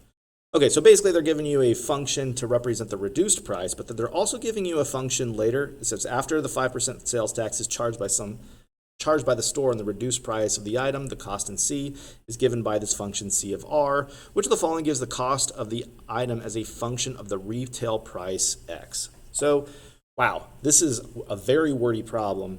And I think what we're going to do here is set this up as a composition of functions. So we know that R of X is X minus 5. We know that C of R is 1.05R. And what we're trying to do is figure out what's C of X. And so to get C of X, we need to substitute this function for R of X into C. So it's going to be 1.5, and instead of writing R, I'm going to write what R equals in terms of X. So I'm going to replace that R with X minus 5. And that's it. It's a very wordy problem to do a very basic algebraic step here, which is just one case of substitution. You just, I guess you got to know kind of what it is they're asking for. The whole X greater than 5 business is really extra information that you don't need. So anyway, this would be our answer. Number 36 says the graph of the function y equals f of x is shown in the xy plane above. Which of the following is f of x plus 2? So this is a transformation on a function, and specifically this plus 2, when you see that on the inside of the parentheses, that causes a shift to the left 2 units. So the new graph should look kind of like this. I'll draw it on top of the original graph here. What I like to do is take this vertex here, or just any kind of key point, and start with that, shift that to the left 2 units. So this vertex would go over here, and then pick maybe a couple other points just to kind of make sure you're transferring it over correctly. Like this point right here, I'll shift that over 2 units. Same thing with this one, and so we get a graph that looks something like this. Okay, so basically what I'm doing is I'm shifting this 2 units to the left, and so I'm looking for the graph which shows that, and yeah, I see it right here. Okay, so when you're given a graph or a function that's in this form, x minus h plus k, the h is going to cause a horizontal shift here, and the k will cause a vertical shift. In other words, shift it up or down. It is kind of weird how the horizontal shift actually goes the opposite direction that you might actually think. Like this says plus 2, but it's going to the left. But, you know, for the sake of brevity, let's just accept the fact that, yeah, the horizontal shift is going to go in the opposite direction that you might think. The vertical shift, like if you add 5 to a function, for instance, it would shift up, kind of goes in the direction that might be a little bit more intuitive. So anyway, our answer is C for number 36. You know, there was a problem kind of like this just before we move on the practice test. You could take a look at number 56 if you want to get something that's kind of similar to this problem. Number 37 says the amount of coffee consumed annually in country X increases by 8% each year. If 970,000 metric tons of coffee were consumed in country X in 2000, which of the following functions C can be used to model the amount of coffee in thousands of metric tons consumed annually in country X, where T is the number of years since 2000? What we're doing here is trying to set up a exponential growth function. There's one just like this on the practice test, number 73. But for this particular one, the way you're going to set up an exponential function is going to look like this. C of T equals your initial, I'll just put A here for now, but that's your initial amount times B to the power of, I guess in this case it would be T. And so the initial amount here is going to be 970. Okay, we're measuring in thousands of metric tons, so we don't need to put all those extra zeros. And then B is our either growth factor or decay factor. In this case, it is exponential growth. So we're going to take 100%, which is the amount that you start with, and then each year you increase by some number of percent. In this case, we can see that it's 8%. So what we want to do is add the 100%, which is 1, to the 8%, which is 0.08. And that's pretty much our answer here. We want to make sure that we combine the 1 plus 0.08 so that we can see our answer in the answer choices here. We get 1.08 to the power of t, and so our answer is C. And that's it for 37. Number 38 says the function h is a product of functions f and g, where f of x is e to the x and g of 0 is 2. Find the value of h of 0. So overall, you just need to understand function notation with this one. There's nothing exactly like this on the practice test, but actually it's not too hard. You're just trying to find what is h of 0. And h is the product, meaning we're going to multiply f and g. So what we really want is f of 0 times g of 0. Now, g of 0 is given, okay, so that's going to be pretty easy to find. And then for f of 0, that's what we're going to get when we plug in or substitute 0 into this function for f. So it's going to be e to the 0th power times 2. G of 0 is 2. So yeah, so we have e to the 0 times 2. So again, we're coming back to these exponent properties. And I really hope that you're seeing by now that you really got to know your exponent properties. And the one thing you got to know here is that when you raise something to the 0th power, it equals 1. So we have 1 times 2, which is 2. So our answer is A. Number 39 A company produces at most 200 items of its product per day. The daily profit P in dollars can be modeled by the function P of n equals 3.5n minus 70, where n is the number of items produced per day, and n is at least 20. What is the range of the function? Ooh, range. We haven't really talked about domain and range yet. Our function is P of n equals 3.5n minus 70, but only for when n is greater than or equal to 20. So what we need to do is figure out, okay, well, what's happening when n is 20, and then what's happening after that?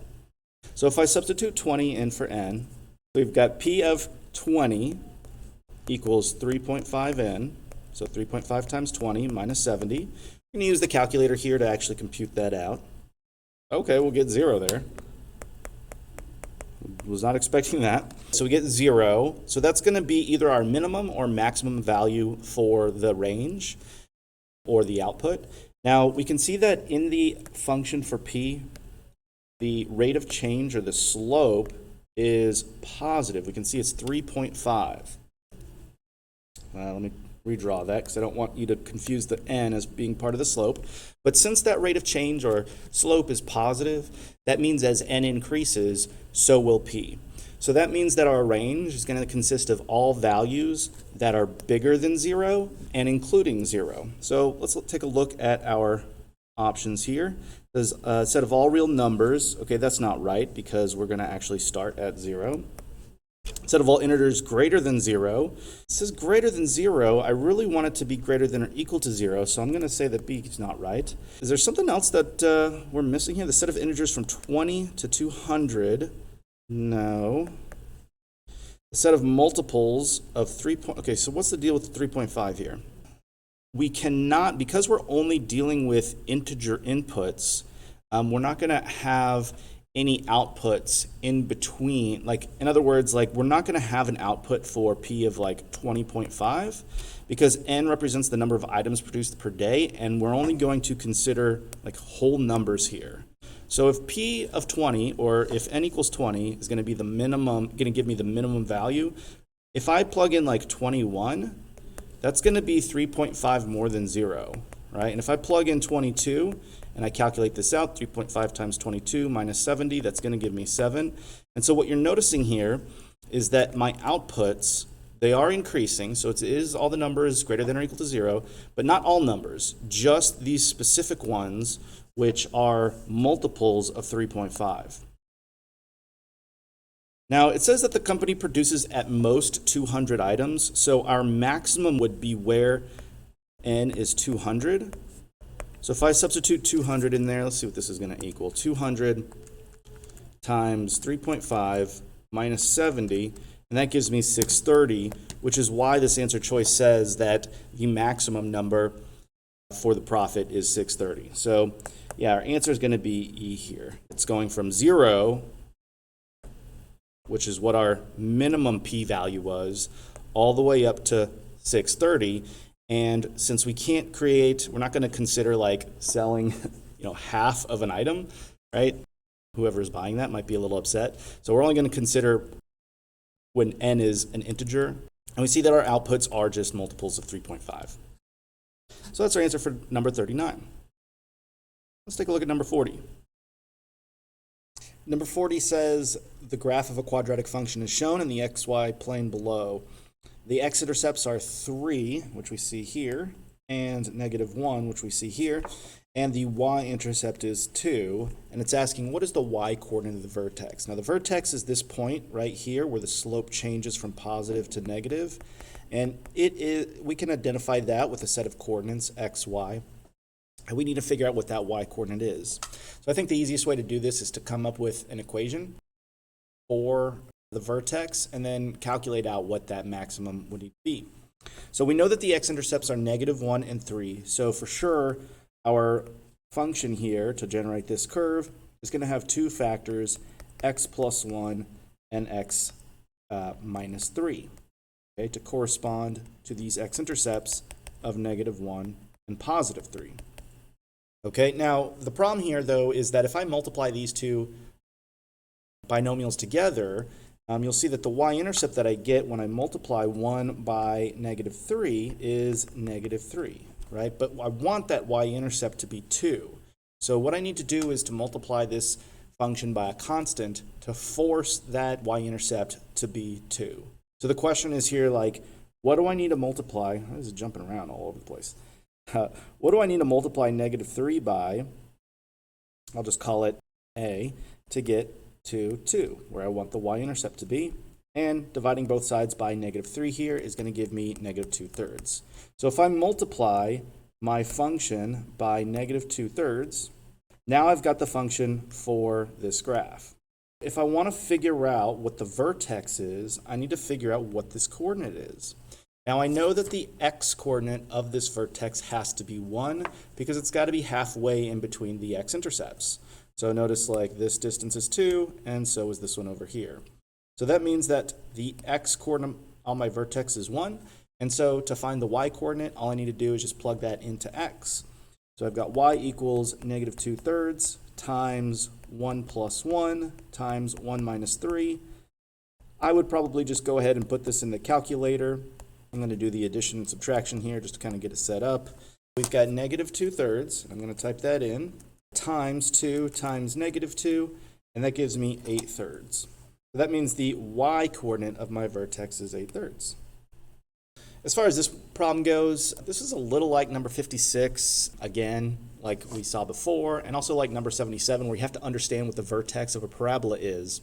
But this one is a little bit different because you have to actually come up with the equation. So make sure you know how to set up this equation using the x-intercepts and the y-intercept, and then all you have to do is just plug in the x value of the vertex. Number 41 says the function f is defined by f of x equals 1/2 x minus 1. Which of the following functions is the inverse of f? So yeah, the easiest way to find an inverse is if I start with the original equation that I had, the easiest way to find the inverse is to swap x and y and then solve for y. So first I'll swap the positions of x and y, and that's really what an inverse is. It's just a reversal of the inputs and outputs. So now I'm going to solve for y. First I'll add 1 to both sides, and then I'll multiply everything by 2. And there you go. Here is my inverse of f. It's 2x plus 2. And according to the problem, we're calling that inverse g. Our answer here is going to be e. Number 42 says, what is the domain of the function f of x equals square root of x plus 2 divided by the absolute value of x minus 1? Now, on the practice test, you do need to know how to find the domain of different types of functions. Like for instance, number 50 on the practice test, you have to understand the domain of a logarithmic function. On number 59, you've got to understand how to find the domain of both a rational and a square root function, like you have to do on this one. Number 65 on the practice test is another domain of a square root function question.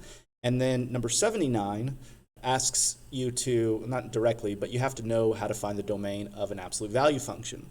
So there's all these different types of functions, absolute value, rational, square root, logarithmic, that you should be generally aware of what the domain restrictions are.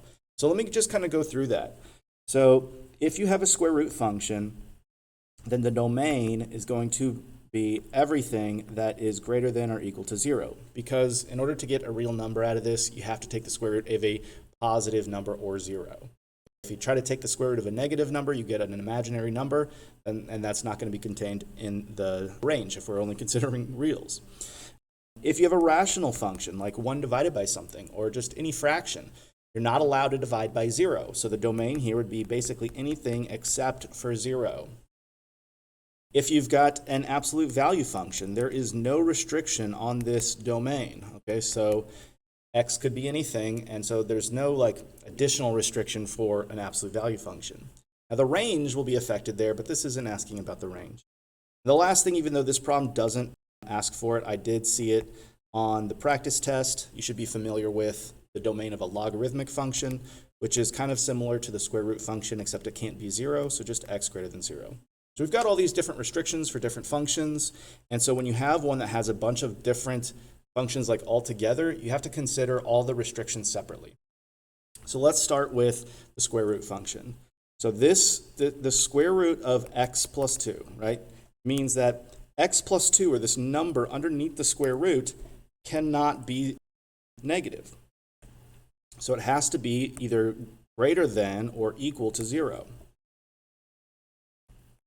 Okay, now solving this for x, I get x is greater than or equal to -2. And so that's part of the domain restriction. The other part that's going to restrict the domain is going to be this denominator that cannot be 0. The absolute value of x minus 1 can't be 0. That means the absolute value of x can't be 1, and the absolute value of both 1 and -1 equal 1. So that means x can't be 1 and it can't be -1. So the bottom line here is we've got this number line. There are certain numbers that are not going to be in the domain, meaning you can't just plug them into x and get a real number output. Okay, so those numbers are going to be the -1. We cannot have that in our domain. We can't have 1 in our domain. And our domain's also going to be restricted by the fact that it has to be greater than or equal to -2. So let's throw in -2 here and show that we can include -2 in our domain and every number bigger than it, except for these little holes here, due to the denominator. So if we're trying to write the actual complete domain here, it would be in between -2 and -1. So including -2, we put the bracket. Not including -1, we put the parenthesis. Union, -1 to 1, so everything in between here, but not the endpoints. And then finally, 1 to infinity. And so our answer here is going to be D. I think drawing it on the number line can really help. You get a sense of what the domain should be, but ultimately you have to know like what it is allowed to be plugged into x for each one of these functions. Number 43 says let f be a function such that f of x equals f of -x. The fact that this is true for this function they're giving us means that we have a function. Basically the idea is for an even function, if you plug in any number, so let's say I plug in 2 and I plug in -2, then the outputs will be the same. So if the inputs are opposites, the outputs are the same. So if -2, 4 is a point on the line, then also 2, 4 has to be on the line, and so that's going to be our answer, E. With an odd function, even though this question isn't asking about that, if it was odd, then the outputs would be opposite. So like if I had 2, 4, then I would also have a point at -2, -4. So this would be if it were an odd function. This one isn't, but I figured I might as well just give you a little something there to work with. Okay, number 44. We're given a list of points, and it says the relation shown consists of ordered pairs. If y is a function of x, that's going to be our key phrase there. Y is a function of x. Which of the following cannot be true? Okay, so in order for y to be a function of x, the definition of a function is it's a relation where each input has exactly one output, meaning an input cannot have two different outputs. So for example, A couldn't be 1 because 1 is going to 4 already. 1 can't go to 5 in a function. Okay, B, there's not going to be any restrictions on B, okay, because B is an output and your outputs are allowed to repeat. What's not allowed to repeat are your inputs. In a function, each input has exactly one output, so it's really the A value that can't be 1, can't be 2. Well, I guess unless this was the same point, I suppose that could be true. It can't be 3, can't be 4. So let's see what our options here are here. Which of the following cannot be true? A is 0. Well, yeah, A is 0, so that could be true, so we're not going to select that. A cannot be 1, right? If A was 1, then we would have two outputs for x equals 1. And that is a problem for a function. Now, just understanding what a function is going to be important probably for like maybe 1 or 2 questions. There was a problem, number 34, on the practice test that asks you to identify what relation is a function. And on that problem, they gave you 3 different representations: the table, the graph, and the equation. So you have to be able to identify a function just from that alone. Here we've got a list of points, which is basically like a table. And so in order to understand whether or not a relation is a function, you have to understand that a function is a relation where and this is the key part, where each input, the x value, has exactly one output. So in other words, you can't have an x value that has two different y values. So I can't have 1, 4 and 1, 5. The rest of these would be okay. Number 45. The first term okay, so this is not a multiple choice. We've got to fill in the blank here. It says the first term of an arithmetic sequence is 120, and the third term is 170. What is the eighth term of the sequence? Now, I was kind of wondering when an arithmetic sequence, or just really any sequence or series problem, was going to pop up, because I know there were several on the practice test. This is the first time we see it, and something that kind of stands out to me is this is an arithmetic sequence versus a geometric sequence. So a geometric, which is what we see a lot on the practice test, is basically like an exponential function, just with a restricted domain. An arithmetic sequence, which is what we have here, is basically like a linear pattern, where you're either adding or subtracting the same amount for each term. To figure out the eighth term, we know the first term is 120, so I'm going to just say a sub 1, meaning the first term is 120, and the third term is 170. So if I'm trying to figure out the rate of change here, I'm adding 50 to my term value, and I'm adding 2 to the term number. To calculate the rate of change, we divide the change in y divided by the change of x, or the change in output divided by the change of input. So my rate of change is going to be 50 over 2, which is 25. And basically what this is saying is that each term is going to be adding 25 to the previous one. We could set up an equation for this and plug in 8, but these numbers are pretty small, so I'm just going to use the calculator. So I'm going to start with 120, and I'm just going to successively add 25 until I get to the eighth term. I'm going to start with 120. I'm going to add 25 just to make sure that my third term's good. Was I? Okay, so 120 plus 25 plus 25 again is 170. Okay, so we're good here. And then plus 25 again. So 195 is what I get for a sub 4. And then we're going to add 25 again. That's 220, 245. It's a sub 6. Seventh term would be 270. And finally, the eighth term would be 295. So yeah, this one would be 295.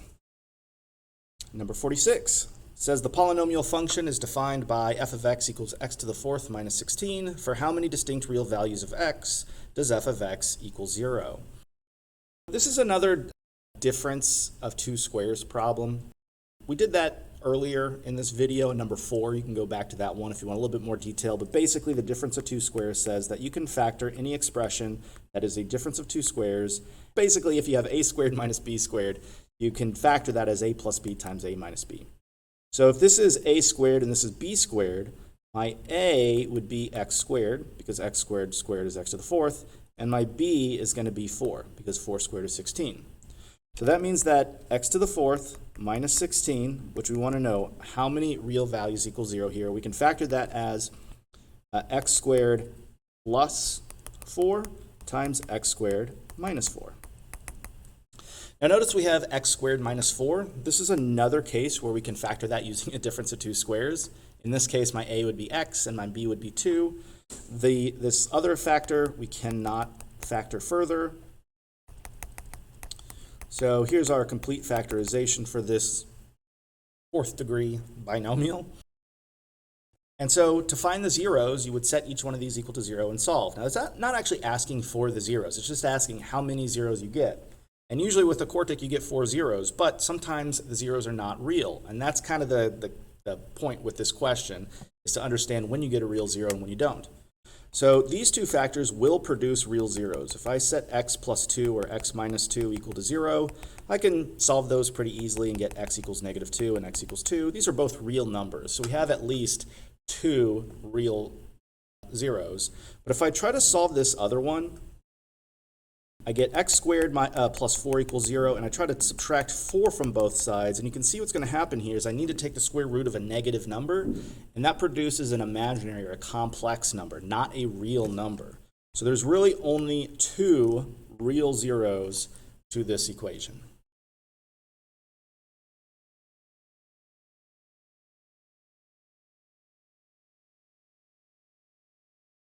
And here we have another free response problem. So we're going to have to work this out by hand. It says the nth term of an arithmetic sequence is 12 minus 4n. What is the second term of the sequence? So yeah, we get another free response arithmetic sequence problem. So be ready for these. It says that the sequence is defined as 12 minus 4n. What is the second term of the sequence? So really all I have to do here is plug in 2 into n. So we get 12 minus 8, which is 4. So the second term of the sequence is 4. Number 48 says if a is 2 plus 3i and b is 3 minus 2i, then a minus b is equal to which of the following? So here we've got 2 plus 3i as a, right? And b is 3 minus 2i. So really we're just going to combine like terms here. There's really not much to this one.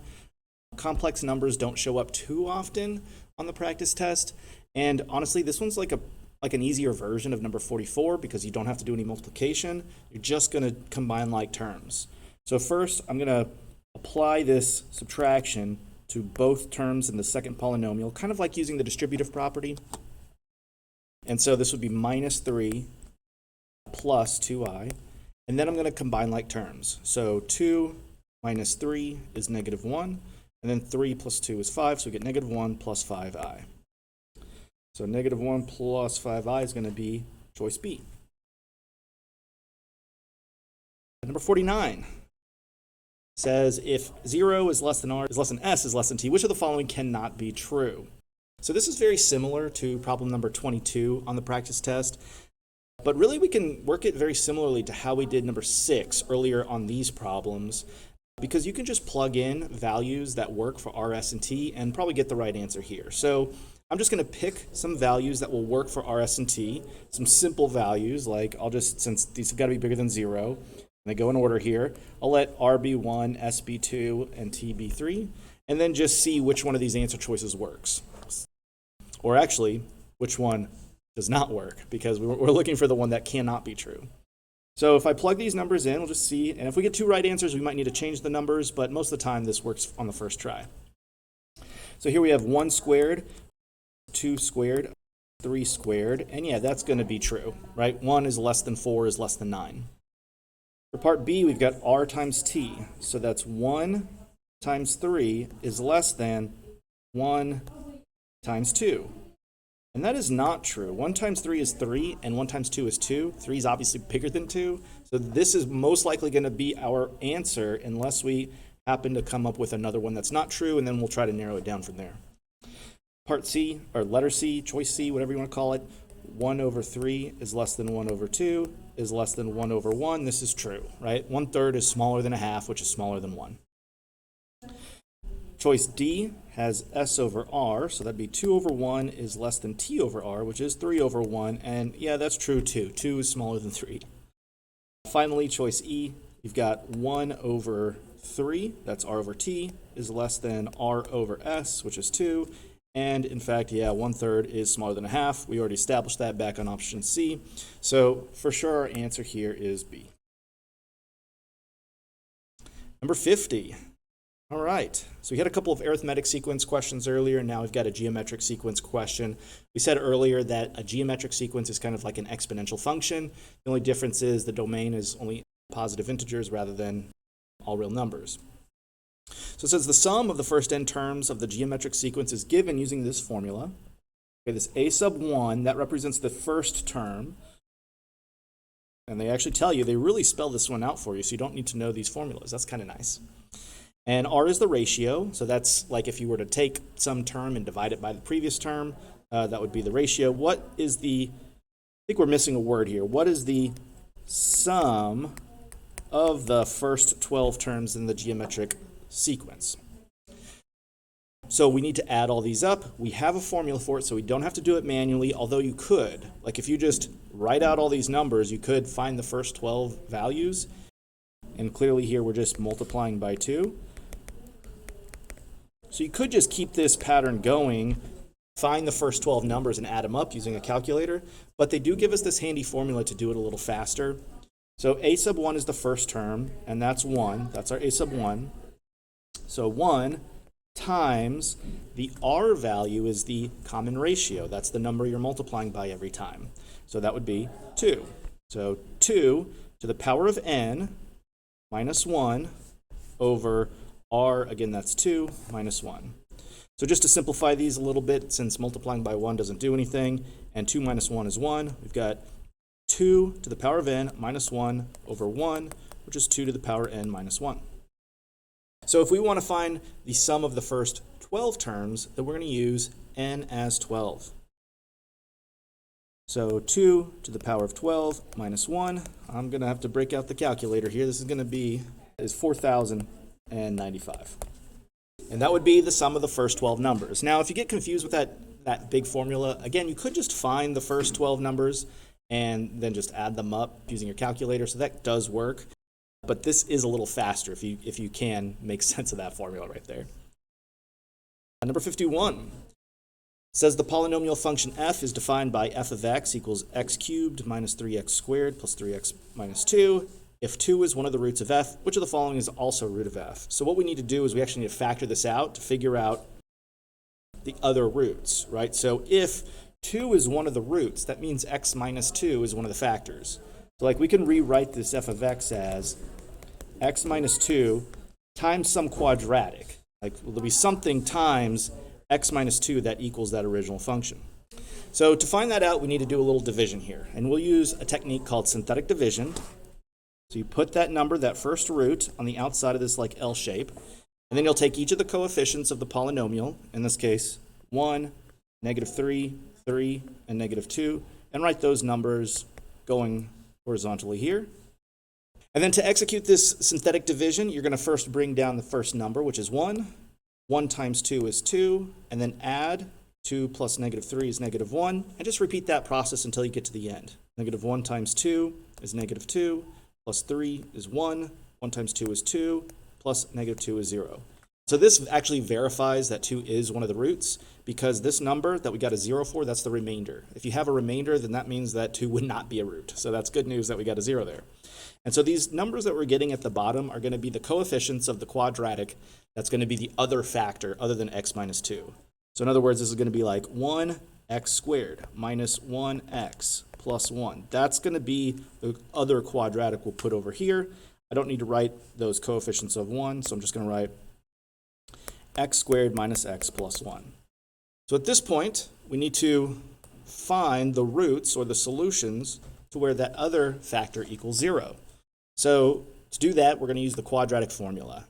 This one is not factorable. We're going to have to use that quadratic formula. So my other two roots are going to be x equals -1, that's positive 1, plus or minus the square root of -1 squared minus 4 times 1 times 1 divided by 2 times 1. And normally I would say go ahead and just put this in the calculator, but these numbers are so small. I mean, you might double check in the calculator, but I think you might be able to compute this without one. 4 times 1 times 1 is just 4. -1 squared is just 1. So this is like 1 minus 4. So that's -3. And then 2 times 1 is 2. Okay, so just to simplify these roots out, we've got 1/2 plus or minus the square root of -3, which we can rewrite as the square root of 3i, since the square root of -1 that's I, over 2. And so here's our two other solutions here. And so we're just looking for one of those. I see it here. It's choice C, but this one's missing the little I here, right? So yeah, the answer here is going to be choice C. Number 52, we got a word problem. There were 218 sea turtle nests on a certain beach in 2017. Environmentalists are working to protect the turtles, and they predict that the number of nests on the beach each year after 2017 will be 1.5% greater than the number of nests on the beach in the preceding year. According to the prediction, which best represents the number of loggerhead sea turtle nests that will be on the beach in 2000? So this is going to be another exponential growth problem. We've already seen one of these. This is basically just a repeat of question 37 from earlier. And again, just like that problem, it's very similar to number 73 on the practice test. So yeah, we're just setting up an exponential growth problem. that's going to take the form y equals a times b to the x, where a is the initial value and b is the growth rate. So our initial value here is going to be 218. That's how many sea turtle nests there were in 2017. And then since each year it grows by 1.5%, we're going to take the 100% that we start with, that's the 1. 100% is just 1. And then we're going to add 1.5%, which would be 0.015, raised to the x power. Although in this case, we're looking to see how many there would be in 2020, and that's 3 years after 2017. So the x here is just going to be 3. This is basically our answer here. Since we don't have to evaluate anything, we just need to set this up. The only difference between what we see in the answer choices and what we have written is the 1 plus 0.015 combined. So this is 1.015 to the power of 3, and our answer is A. Number 53 has us multiplying two complex numbers. So this is the second problem we've seen with complex numbers. So not a ton, but a little bit. This particular one is extremely similar to number 44 on the practice test. So if you want another example, you can look at that. Really, the big difference here is it doesn't actually separate out the I. And I might do that just to make this a little easier and say this is root 16I and 2 minus, oh, actually, this one works out even easier than I thought when initially looking at this, because root 16 and root 25 are actually, those are perfect squares, 16 and 25. So I'm actually going to rewrite this one last time as 3 plus 4i times 2 minus 5i. So now we've got two binomials that we need to multiply. We can use that, use the distributive property to do that. Sometimes you'll hear this called FOIL, first, outside, inside, last. Or sometimes you'll see the box method as a way to organize these steps. But basically we want to do 3 times 2, that's 6. 3 times negative 5i would be minus 15i. 2 times 4i is going to be 8i. And then 4i times negative 5i is going to be negative 20 I squared. Combining like terms will give me 6 minus, what would that be? 15 and 8, that'd be 7i minus 20 times I squared. Now, one little extra fact that you should be aware of is that I squared is negative 1, and that's because I is the square root of negative 1. So if you square both sides, you get negative 1. So that means this little I squared here is negative 1. So really this term is negative 20 times negative 1, so it'd be positive 20. 6 plus 20 is 26. So we get 26 minus 7i. We can see our answer choice down here, it's E. Number 54. Which of the following is equal to 3 factorial over 3 factorial? I think there was one problem on the practice test that even had factorials on it.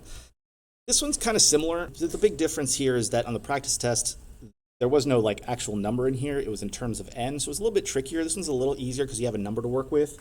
But basically, when you have any number factorial, that means you multiply that number by the number that came before it. Here's sort of the generic format here, but basically you multiply whatever the number is right before the exclamation point by each positive integer that came before it. So for instance, 3 factorial is going to be 3 times 2 times 1.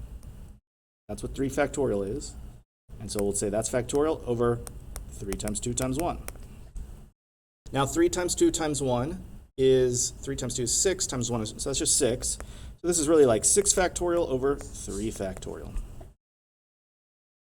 But you know what? I'm going to write that as 3 times 2 times 1. Okay, so 6 factorial would be 6 times 5 times 4 times 3 times 2 times 1 over 3 times 2 times 1. And we can see that we're going to have, the 1s will reduce to 1, obviously, so the 2s and the 3s. So we get 6 times 5 times 4, which is 30. I'm not going to double check this in the calculator. We got 30 times 4, I think it's 120. 6 times 5 times 4. Yeah, it is 120. So we need to find which of these equals 120.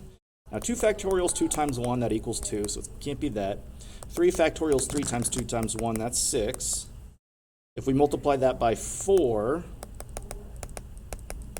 that's going to be 24. If we multiply that by 5,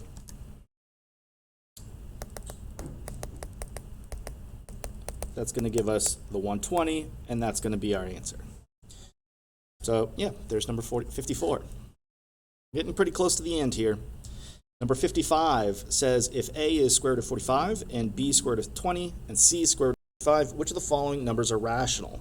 Indicate all such numbers. So a rational number is going to be one that you can write as a fraction where both the numerator and the denominator are whole numbers. So typically square roots are not going to be rational unless you're taking the square root of a perfect square.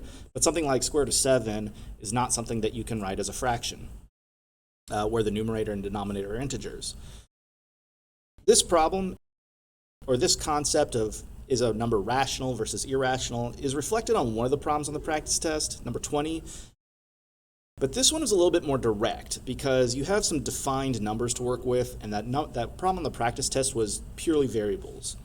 So here we're just going to basically test, each one. Now what I'm going to do first is rewrite each of these square roots in simplified form, so that when I go to check all these answers, I think it'll be a little bit more obvious which one's going to be rational. So square root of 45 is the same thing as 9 times 5. The square root of 9 is 3, so this is 3 root 5. Square root of 20 can be written as 4 times 5. Square root of 4 is 2, so this is 2 times root 5. And so, yeah, square root of 75 is going to be 25 times 3. So this will be 5 times the square root of 3. Okay, so let's go through these answer choices and see which one is going to work for us. So A over B, that's going to be 3 root 5 over 2 root 5. The root 5s will reduce, so this is just going to be 3 halves. That is rational. Basically what we're looking for is for all the square roots to go away.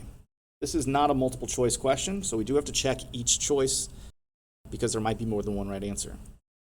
So B was 2 root 5, so this is 2 times root 5 times C, which is 5 root 3 times root 15. Now here we've got 2 times 5 is 10. 5 times 3 is 15. 15 times 15 is going to be a perfect square, root 225, and root 25 is going to be 15. So yeah, this is also going to be rational. A times C is going to be 3 root 5 times 5 root 3, which would be 15 root 15. 15 does not have any perfect square factors, so this one is not going to be rational. We call it irrational. And then we've got A times B times C squared, so that would be 3 root 5 times 2 root 5 times 5 root 3 squared. So 3 times 2 would be 6. Root 5 times root 5 is just 5.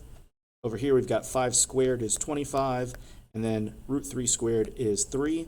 So we don't necessarily have to calculate this out. We can see that all the square roots went away already. So we know this one's going to be rational, but just for the sake of being complete here, yeah, we get 2,250. So we got 3 of these expressions that would turn out to be rational, but AC is irrational. And that brings us to our last problem here, which is going to be another complex number problem where we're dividing complex numbers. This one's slightly harder than number 21 on the practice test because you've got that square root, you've got that irrational number, but the overall process on how you divide this will be the same. And the trick here is to multiply both the numerator and the denominator by the conjugate of the denominator. So the conjugate of A plus B, write this out. So the conjugate, that is pretty sloppy, but conjugate of A plus B is A minus B. And if we multiply both sides by the complex conjugate of the denominator, that's going to basically get rid of the complex number on the denominator. It's kind of like rationalizing, well, I guess it's kind of like rationalizing the denominator where you're trying to get rid of square roots in the denominator, but here we're trying to get rid of an imaginary number in the denominator. You do the same kind of thing, though, where you multiply by the conjugate of whatever that denominator is. So I'm going to multiply by 1 minus I on both the numerator and the denominator here.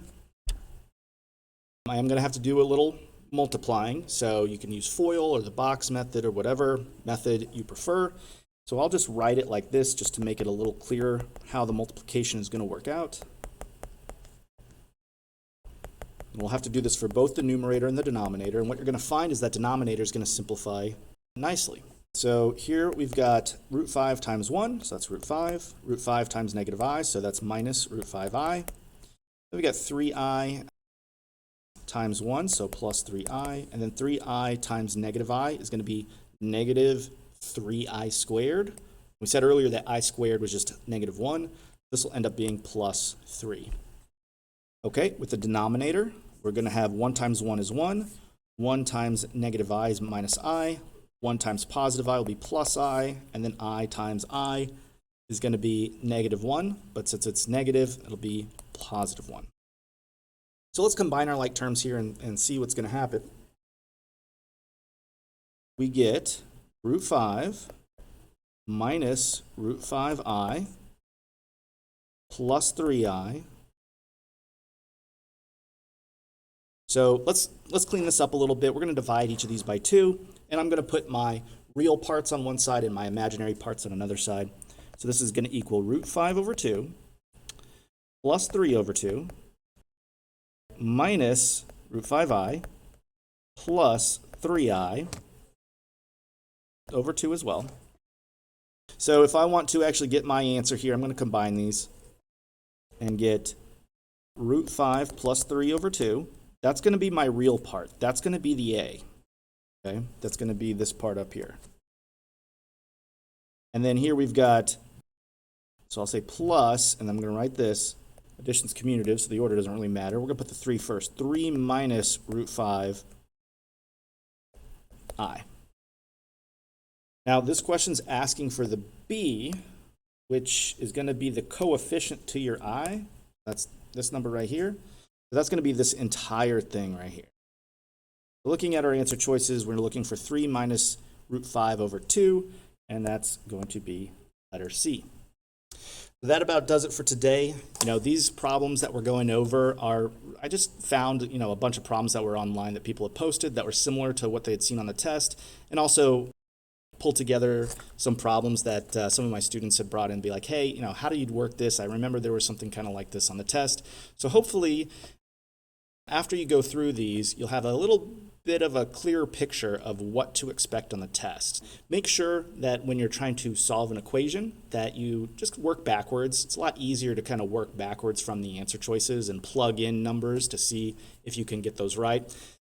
Similarly, if everything is a variable and you don't have numbers to plug in, you can always choose a number to plug in for like A, B, and C and figure out which answer choice works with those. We saw a couple problems like that.